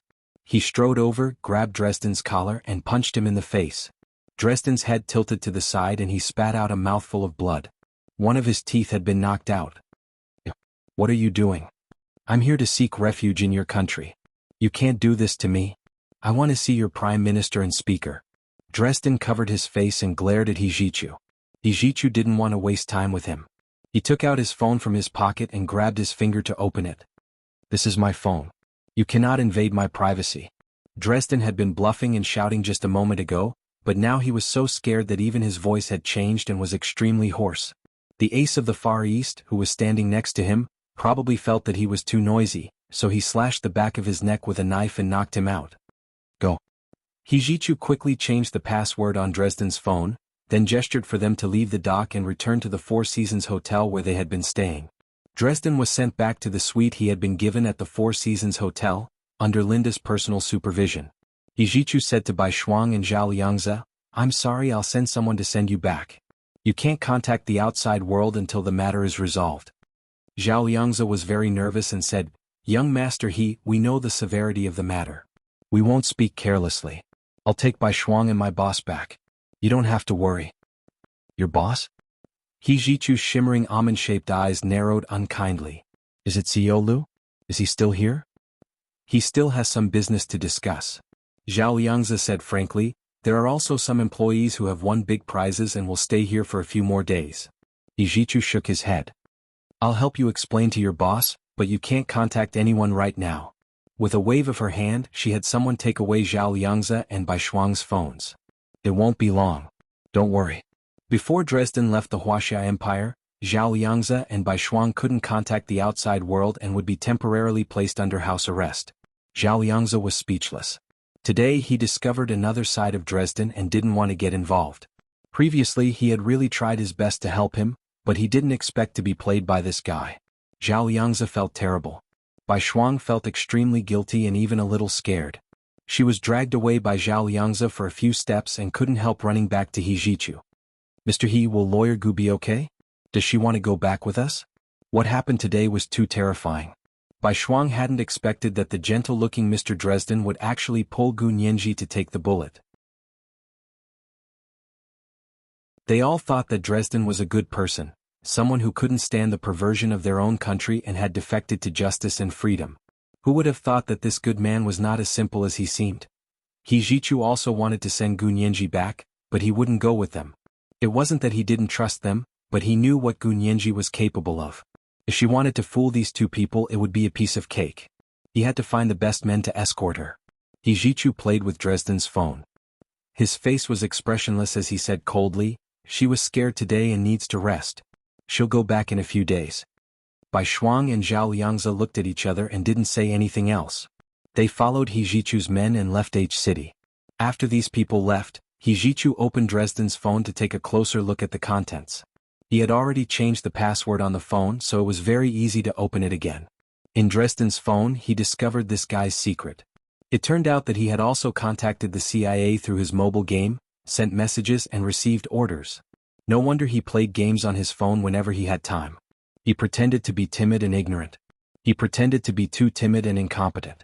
Hijichu's face darkened as he walked out of his room with his phone. In the corridor at the door, the ace of the Far East was leaning against the wall by the door not far away. He looked impatiently at Gu Nianji, who was standing in front of him. Gu Nianji had just taken a shower and changed her clothes. Her hair was still wet and she was looking up with a smile. "Mr. Peter, we meet again. Who were you talking to just now? What does it have to do with you? Oh, by the way, I don't answer calls from strangers. You don't have to call me." The ace of the Far East's voice was very cold and distant. Gu Nianji was stunned. "Who called you?" Just as she was about to deny it, the ace of the Far East gave her a time. "Didn't you call me?" Gu Nianji was embarrassed. That was the time she had tried to hack into the ace of the Far East's phone. She hadn't expected to be discovered. "But we're not strangers." Gu Nianji came up with an idea. She rolled her eyes and smiled slyly. "We're acquaintances. You saved me again today. Can't I call to express my gratitude?" "Really?" The ace of the Far East caught a glimpse of Hijichu's figure from the corner of his eye and chuckled. Suddenly he turned around and grabbed Gu Nianji's shoulder. He pushed and pulled her against the wall. The two of them suddenly changed positions. Now Gu Nianji was standing against the wall, and the ace of the Far East was standing in front of her. His fingers caressed Gu Nianji's cheek and the corners of his lips curled up slightly. His sculpture-like cold and handsome face suddenly became lively and fragrant. Gu Nianji was instantly dazed and almost forgot to resist. "Look, Miss Gu still said she wasn't seducing me?" "Actually, there's no need to go through so much trouble. I told Mr. He that I don't mind having a bed partner like you." He leaned close to Gu Nianji's ear and almost whispered, but his voice wasn't soft. Even Hijichu, who was striding over, heard it. Gu Nianji came back to her senses and pushed him away violently. Her face flushed and she said angrily, "I just wanted to express my gratitude. Do you have to do this?" "Thank you? I didn't save you. It was this Mr. He who saved you." The ace of the Far East sneered and adjusted his collar. He placed his hand on the door handle and pushed it open with a click. He retreated and entered. Hijichu walked over calmly as if he hadn't seen what had just happened. He said, "Is it convenient for you to come in and have a chat?" The ace of the Far East stood in his room and shrugged at Hijichu and Gu Nianji. "I'm fine." Hijichu walked in. Gu Nianji thought about it and followed him in. The ace of the Far East slammed the door behind them. Hijichu pursed his lips and raised Dresden's phone. He said, "Dresden called the sniper tonight on his own accord. He wanted to kill Nianji." He looked at Gu Nianji. "Why is Dresden targeting you?" Gu Nianji was also surprised, but after thinking about it she immediately said, "He's very sensitive. I pointed out his illogical points on the small yacht tonight, so he might have been on guard. Because he said that he had deliberately exposed information about the upper echelons of the Wuxia Empire in order to escape the CIA's pursuit." Gu Nianji felt that it didn't make sense, so she said, "It doesn't make sense."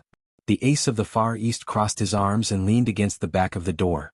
He said coldly, "So you alerted him." "I didn't know his true purpose at the time." Gu Nianji was furious. "I was just refuting his words and I didn't say what he really lied about. I didn't expect that one sentence would make him want to kill me." Hijichu held Gu Nianji's hand and comforted her. "Don't be angry. This proves that he's in the same line as Mr. Peter and not some freedom guardian.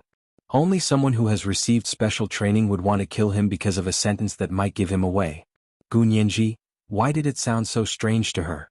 The ace of the Far East, who had been implicated, ignored Hijichu's innuendo and said stiffly, "Young Master you shouldn't let outsiders know about such an important matter."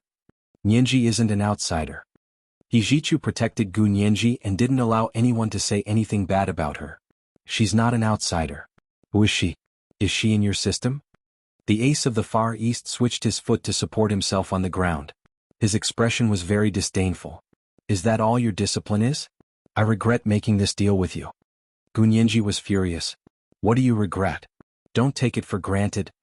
These Soviets had the ability to take over everything themselves. How could they cooperate like this? If Dresden's escape was really a CIA trap, then we've all fallen for it." The ace of the Far East's expression was very ugly. "I have to report this to my superiors. You guys can leave and wait for my news." He opened the door and motioned for them to leave. Hijichu glanced at him and turned to walk out. Gu Nianji followed him for a few steps and turned to look at the ace of the Far East. She opened her mouth but hesitated. The ace of the Far East didn't pretend to speak at all. He grabbed her arm and pushed her out. The door slammed shut in front of Gu Nianji. Gu Nianji gritted her teeth in hatred. Hijichu turned around, his expression very ugly. "Nianji, were you looking for him just now?" Gu Nianji quickly lowered her head and looked down at the Persian carpet in the corridor. She whispered, "I just went out to look for Bai Shuang and Director Zhao, but I didn't see them. When I came back, I saw Mr. Peter talking to someone else in the corridor, so I casually thanked him. After all, if it wasn't for him tonight, I might not have been able to get hold of Dresden so quickly." "You even called him." Hijichu looked at her steadily. "You didn't pick up?" "I just wanted to thank him." Gu Nianji was a little embarrassed. She wouldn't say that she had actually wanted to hack into the ace of the Far East's phone number to help Hijichu find out more about the ace of the Far East. In the end, she was discovered and intercepted by the other party. She should have thought of it. How could the head of the Soviet KGB's Far East Bureau be called the ace, so easily be seen through by them? She would never say such an embarrassing thing out loud. But in Hijichu's ears, it had a different meaning. In his eyes, even if this ace of the Far East, Hua Xiaoheng, wasn't the Hua Xiaoheng of the Special Operations Forces, he still had an unparalleled attraction to Gu Nianji. In other words, when the two of them stood together, the magnetic field between them was stronger than when they stood together with others. His face alternated between red and white, and the anxiety in his heart almost reached its peak. He had lost to Hua Xiaoheng in that department, and now he was going to lose to Hua Xiaoheng here. It was fine if he lost to the other side. After all, he was 7 years late, the most precious 7 years. But why would he lose to Hua Xiaoheng here? He had even appeared later than him. Hijichu gripped Dresden's phone tightly. The veins on the back of his hand bulged, but he endured it and didn't show it. He said calmly, "All right, go back and rest early." Gu Nianji was a little embarrassed and quickly nodded. "Then I'll be leaving. Young Master you should rest early too." Hijichu watched her return to her room before turning around and going back to his room to continue working. Without saying a word, he downloaded all the contents of Dresden's phone and saved them in 2 copies. One for himself and the other for the cloud system. At that moment Qingjian's call came in. His voice was a little nervous. "Achu, did you guys get into trouble again tonight?" It seemed like he knew about what had happened tonight. Apart from the dangerous situation on the yacht, there was also the gunfight on the dock. Yes, Dresden thought that Nianji knew his true identity and found someone to kill her. Is Nianji okay? Fortunately, the sniper Dresden found at the last minute was very ordinary. We killed him. What about Dresden? He's under control. Ijichu kicked the coffee table in frustration. This was a trap. We fell into it. Nonsense, how did we fall into it? Qingjin refused to admit it. We were already assessing the truth and risks of this matter. He just gave himself away. Now that the assessment is complete, we don't have to take the risk for him. The H-city government will reject his request for asylum tomorrow and allow him to leave within a time limit. At first, they had thought that they would really have an opportunity to learn a lot of top-secret information about the CIA from Dresden. However, as Dresden revealed more and more information, everyone realized that he didn't reveal much information about the United States at all. In other words, he only had one PRISM plan for the United States. However, this plan wasn't a big secret because everyone already knew that the United States was monitoring the world. Now they only had concrete proof. Every piece of information he revealed about other countries was more shocking than the United States PRISM plan. How would the Wuxia Empire believe that he was a traitor to the United States? The Soviet Union must take him away, Hijichu said calmly. I'll arrange for them to leave immediately. Qingjin nodded in satisfaction. Since they were talking about the Soviet Union, he immediately thought of the Soviet Union's greatest sincerity this time and immediately asked him, what about that ace of the Far East? How is he? Hijichu said, we've been watching him. Because no one has seen his true face before, but from the way he does things, it matches our intelligence. He is indeed the head of the KGB's Far East Bureau. What about him and Yenji? Did they have any contact? Qingjin was very concerned about this. Because they all thought that this ace of the Far East was Major General Hua's counterpart, they had to be wary of his relationship with Gun Yenji. Hijichu's emotions were extremely complicated. He thought about it and said in a low voice, he doesn't have any feelings for Yenji, however he couldn't guarantee Yenji's feelings. Although she didn't admit it herself, the way she looked at that person seemed to be glowing. Hijichu found that he couldn't stand it. After hanging up the phone, Hijichu restrained his frustration and made a new plan of action. He didn't sleep all night. The next morning he went downstairs for breakfast and saw that Gun Yenji and the ace of the Far East were already there. Both of them were sitting by the window and weren't sitting at the same table. Outside was the bright blue Victoria Harbor. The scenery was pleasant, and the handsome men and beautiful women were even more pleasing to the eye. From Hijichu's position, the breakfast in front of them was exactly the same. He didn't know who ordered whose breakfast. Hijichu's eyes darkened. He sat down in front of Gun Yenji and said, "You're up so early?" "Yes, I went to bed early yesterday." Gun Yenji looked at Hijichu. "You didn't sleep all night?" The dark circles under his eyes were still visible, and there was some stubble on his chin. He looked very haggard. Hijichu smiled calmly. "I made a new plan of action yesterday. I'll send that person away today and I'll take you back tomorrow." Gun Yenji nodded and said with concern, "Be careful." Gun Yenji didn't plan to interfere anymore. She left the professional matters to the professionals. Hijichu finished breakfast quietly with her. After sending her back to her hotel room, Hijichu suddenly leaned close to her ear and whispered, "Do you want Major General Hua from the other side to come and pick you up?" Gun Yenji's eyes lit up. "Of course I do. Do you have news from the other side?" Had Hijichu found his conscience and wanted to help her go back? Not yet. But if the ace of the Far East is still alive, Major General Hua can't come over. Hijichu gently caressed her cheek, his fingers lingering on her delicate skin. He asked tentatively, "As long as we get rid of him, we can clear the way for Major General Hua over there. Don't you want to kill him? Maybe there's a chance today."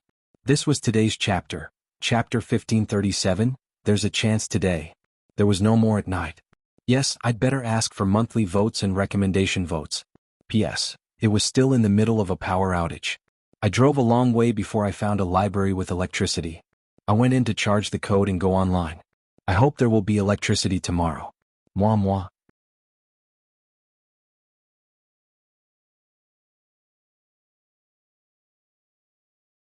Chapter 1549.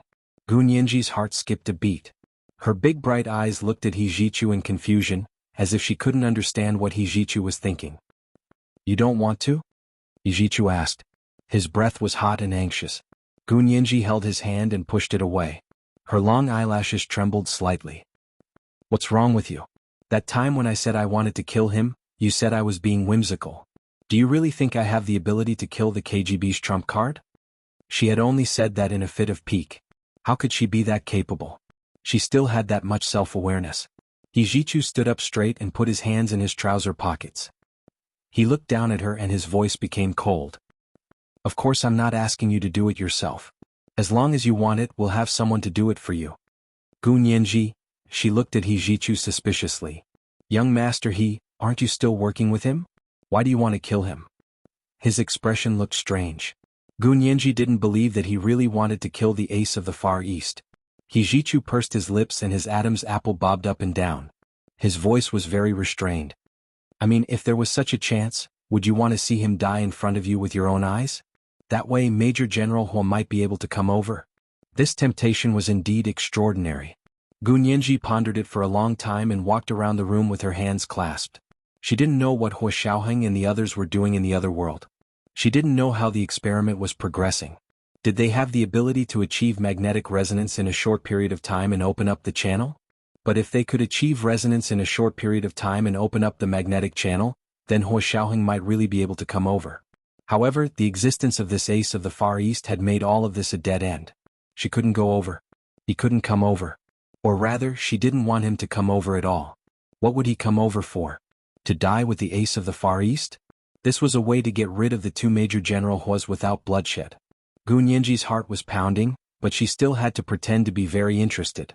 Gunyenji could tell who would benefit more if the two Major General Huos died at the same time. If she couldn't see that, then she would have wasted her years following Huo Xiao. What could she do to resolve Huo Xiao's crisis? Hijichu saw that Gunyenji was struggling to make a decision and felt very upset. He was sure that in her heart, Huo Xiaoheng was still the undisputed number one, and the ace of the Far East on this side wasn't like she had said. He didn't feel anything at all. What about him? Where was his position? If a man's love for a woman did not have an element of possession, then it would not be called love between a man and a woman. Hijichu clenched his fists and coughed without batting an eyelid. He said indifferently, "You don't have to hesitate. I was just saying. How could the ace of the Far East die just like that?" "Then what do you mean by saying this to me?" Gunyenji asked sullenly. She stopped in her tracks and glared at Hijichu. "Do you think it's funny? Or do you want to test me?" The corners of Hijichu's mouth twitched. "Whatever you say. I never had a place in your heart anyway." He turned around and left Gunyenji's room. He couldn't stay any longer. What was the emotion in his chest that made him extremely upset and restless? Was it jealousy? Yes, he was so jealous that he was about to go crazy. But he couldn't find a way to vent it. Hijichu returned to his room and turned on the cold water in the shower. He took off his clothes and walked in. He supported himself against the wall of the shower and let the cold water wash his body. The pain in his heart was even more unbearable than the pain in his body. Not long after Hijichu left, the doorbell to Gunyenji's room rang again. She leaned against the curtains without moving and turned to look at the video surveillance. She saw that it was Qin Jining. Surprised, she walked over and opened the door. "Qin Jining? Why are you here? Shouldn't this person be protecting her secretly?" Qin Jining smiled at her and said, "I heard that you were in danger yesterday, so I was instructed to start protecting you publicly." "Gunyenji, thank you so much, but I don't need it." Gunyenji didn't want someone to follow her all the time, especially a man. If it was a great beauty like Xiao Yi, of course she wouldn't say no, but Qin Jining was an idiot. She didn't want to play with him. Qin Jining crossed his arms in front of his chest, making the muscles on his arms and chest bulge. He said oppressively, "You don't have the right to say no. General, he specially sent me here. If he says it's okay, it's okay." As he spoke, he pushed open Gunyenji's door and walked past her. Gunyenji called out to him unhappily. "General, he sent a man to live with me. Does his son know?" "Young master, he?" Qin Jining turned to look at her and nodded with a smile. "He hasn't said anything yet." Gunyenji immediately took out her phone and dialed Hijichu's number. "Young master, Qin Jining said he wants to live with me. Hurry up and get him out of here." Hijichu had just come out of the bathroom and was drying his hair with a towel. He was stunned as he held the phone. "Qin Jining? Yes, he's in my room. I hate living with this strange man." Gunyenji was very unhappy and wanted nothing more than to kick Qin Jining out of the door. Hijichu put down the towel and took out his clothes to change as he said, "I'll be right there. Don't worry." Gunyenji hung up the phone and raised her head to say to Qin Jining, "Young master, he will be right there. Just you wait and see." Qin Jining smiled but didn't say anything. Hijichu arrived very quickly. Of course he wouldn't let Qin Jining live with Gun Yanji. Let's go, let's go. Come live with me. What are you doing? Then young master tell your father clearly that it's not that I don't want to complete the mission, but that you're the one who's getting in the way. Qin Jining smiled meaningfully and punched He Jichu on the shoulder. Of course I'll call. His father, He Chengjian, had never refused He Jichu's request. He Jichu brought Qin Jining to his room and called He Chengjian. He asked, Father, why did you send Qin Jining to protect Nianji? He's a man. Can't we find a female bodyguard to protect her? It wasn't that He Jichu didn't want to send a bodyguard to protect Gun Yanji, but he didn't want a man to protect her. He Chengjian smiled on the other end of the phone and said, Actually it's just one night. Aren't you taking her out of H City tomorrow? Think about it, you guys have a big operation tonight, so you definitely won't be able to take care of Nianji. Aren't you worried about her safety? What he said made sense. He Jichu really couldn't take care of her tonight. Just let him stay in her living room. Don't you trust Qin Jining? Although there are female bodyguards, which one of our people is as capable as Qin Jining? He Chengjian continued to persuade him and He Jichu finally nodded. After hanging up, He Jichu brought Qin Jining back and explained to Gun Yanji, it's just one night. We'll go back tomorrow. I can't take care of you tonight. Don't make me worry. Be good. He patted her head. Gun Yanji frowned. Is it really just one night? Miss Gu, don't think too much. I'm just under orders to protect you. Qin Jining casually sat down on the sofa in her living room. I definitely won't take a step into your bedroom. Okay then. Gun Yanji thought about how it was only one night, and the sniper who had come at her last night had indeed scared her. Qin Jining was a special forces soldier, so with his personal protection she should be much safer. He Jichu was relieved and gave Qin Jining a few more instructions before leaving Gun Yanji's room. Gun Yanji didn't leave the hotel for the whole day. She stayed in her hotel room. Lunch and dinner were all ordered to her room. Qin Jining had just finished dinner with her when he received a call. He quickly walked to the floor-to-ceiling window to answer the phone. Young master Miss Linda wants to see Nianji? What's the matter? Gun Yanji heard her name from the side and was also very curious. She looked over inquisitively. Qin Jining covered the microphone of his phone with his hand and asked Gun Yanji with a bitter expression. Nianji, Miss Linda from the Soviet Union is going to the airport with Mr. Dresden. She said she has something important to say to you in person. Gun Yanji was very surprised. What is it? Can't I call? Qin Jining made a monitoring gesture. If she could say it over the phone, would she ask you to meet her in person? I see. What would happen to her? Gun Yanji couldn't understand. Although she and Linda had already shaken hands and made up, it wasn't to the extent of entrusting her with some big secret, right? Qin Jining whispered, There's very important news. It's said to have something to do with her driver Peter. Qin Jining didn't know that the driver Peter was the KGB's ace of the Far East. Currently, the ace of the Far East's public identity was Linda's driver and bodyguard. Everyone involved in this operation knew that he was definitely from the KGB, but they all thought of him as Linda's subordinate. Other than the 5 generals in the military, He Jichu and Gun Yanji, no one knew that he was the famous ace of the Far East. The Soviet Union's sincerity was, of course, directed at the highest levels of the Wuxia Empire. Actually, Gun Yanji didn't have such high security privileges, so she shouldn't have known the ace of the Far East's true identity. However, because this person looked exactly like Hua Xiaoheng on the other side and had met her face to face, they were lenient and told her this top-secret information. Gun Yanji narrowed her eyes at Qin Jining and drawled, Really? Does Linda have important news for me, or is it about her driver, Peter? Have you met her driver, Peter? Qin Jining nodded with a disapproving expression. I have. What? It's getting late. Shall we meet them at the airport? He kept urging Gun Yanji to go with him to the airport to meet Linda and driver Peter. Of course, Gun Yanji wouldn't believe anything Qin Jining said. She quickly thought about it in her mind. Logically speaking, Qin Jining had been to the other world and had secretly observed the commander of the Special Operations Forces, Hua Xiaoheng. Did he not realize at all that this driver Peter looked exactly like Hua Xiaoheng? But she quickly remembered that Qin Jining had had his memory removed by Qin Yaoguang as soon as he returned to this world. So he didn't remember that there was another parallel world. Of course, he didn't remember what Hua Xiaoheng looked like on the other side. The driver Peter didn't attract his attention at all. Then why did he insist that Gun Yanji go with him to the airport to meet Linda? Gun Yanji reached out her hand to him and smiled. I see. Then give me the phone. I'll ask young master he myself. The other party actually used Qin Jining to fool her. How much did he think of her? Qin Jining handed her the phone and said with a chuckle, "Sorry, I accidentally hung up. Call young master he yourself." This is the first update of the day, chapter 1538, whatever you say. Reminder: monthly votes and recommendation votes. Today is Monday, especially the recommendation votes. We'll continue to update at 8 p.m. Moi, all the big shots and little angels, that you're tuning in to the Han Li's Wuxia Chronicles YouTube channel. We're so grateful for your support, and don't forget to subscribe to join us on this incredible journey through captivating stories.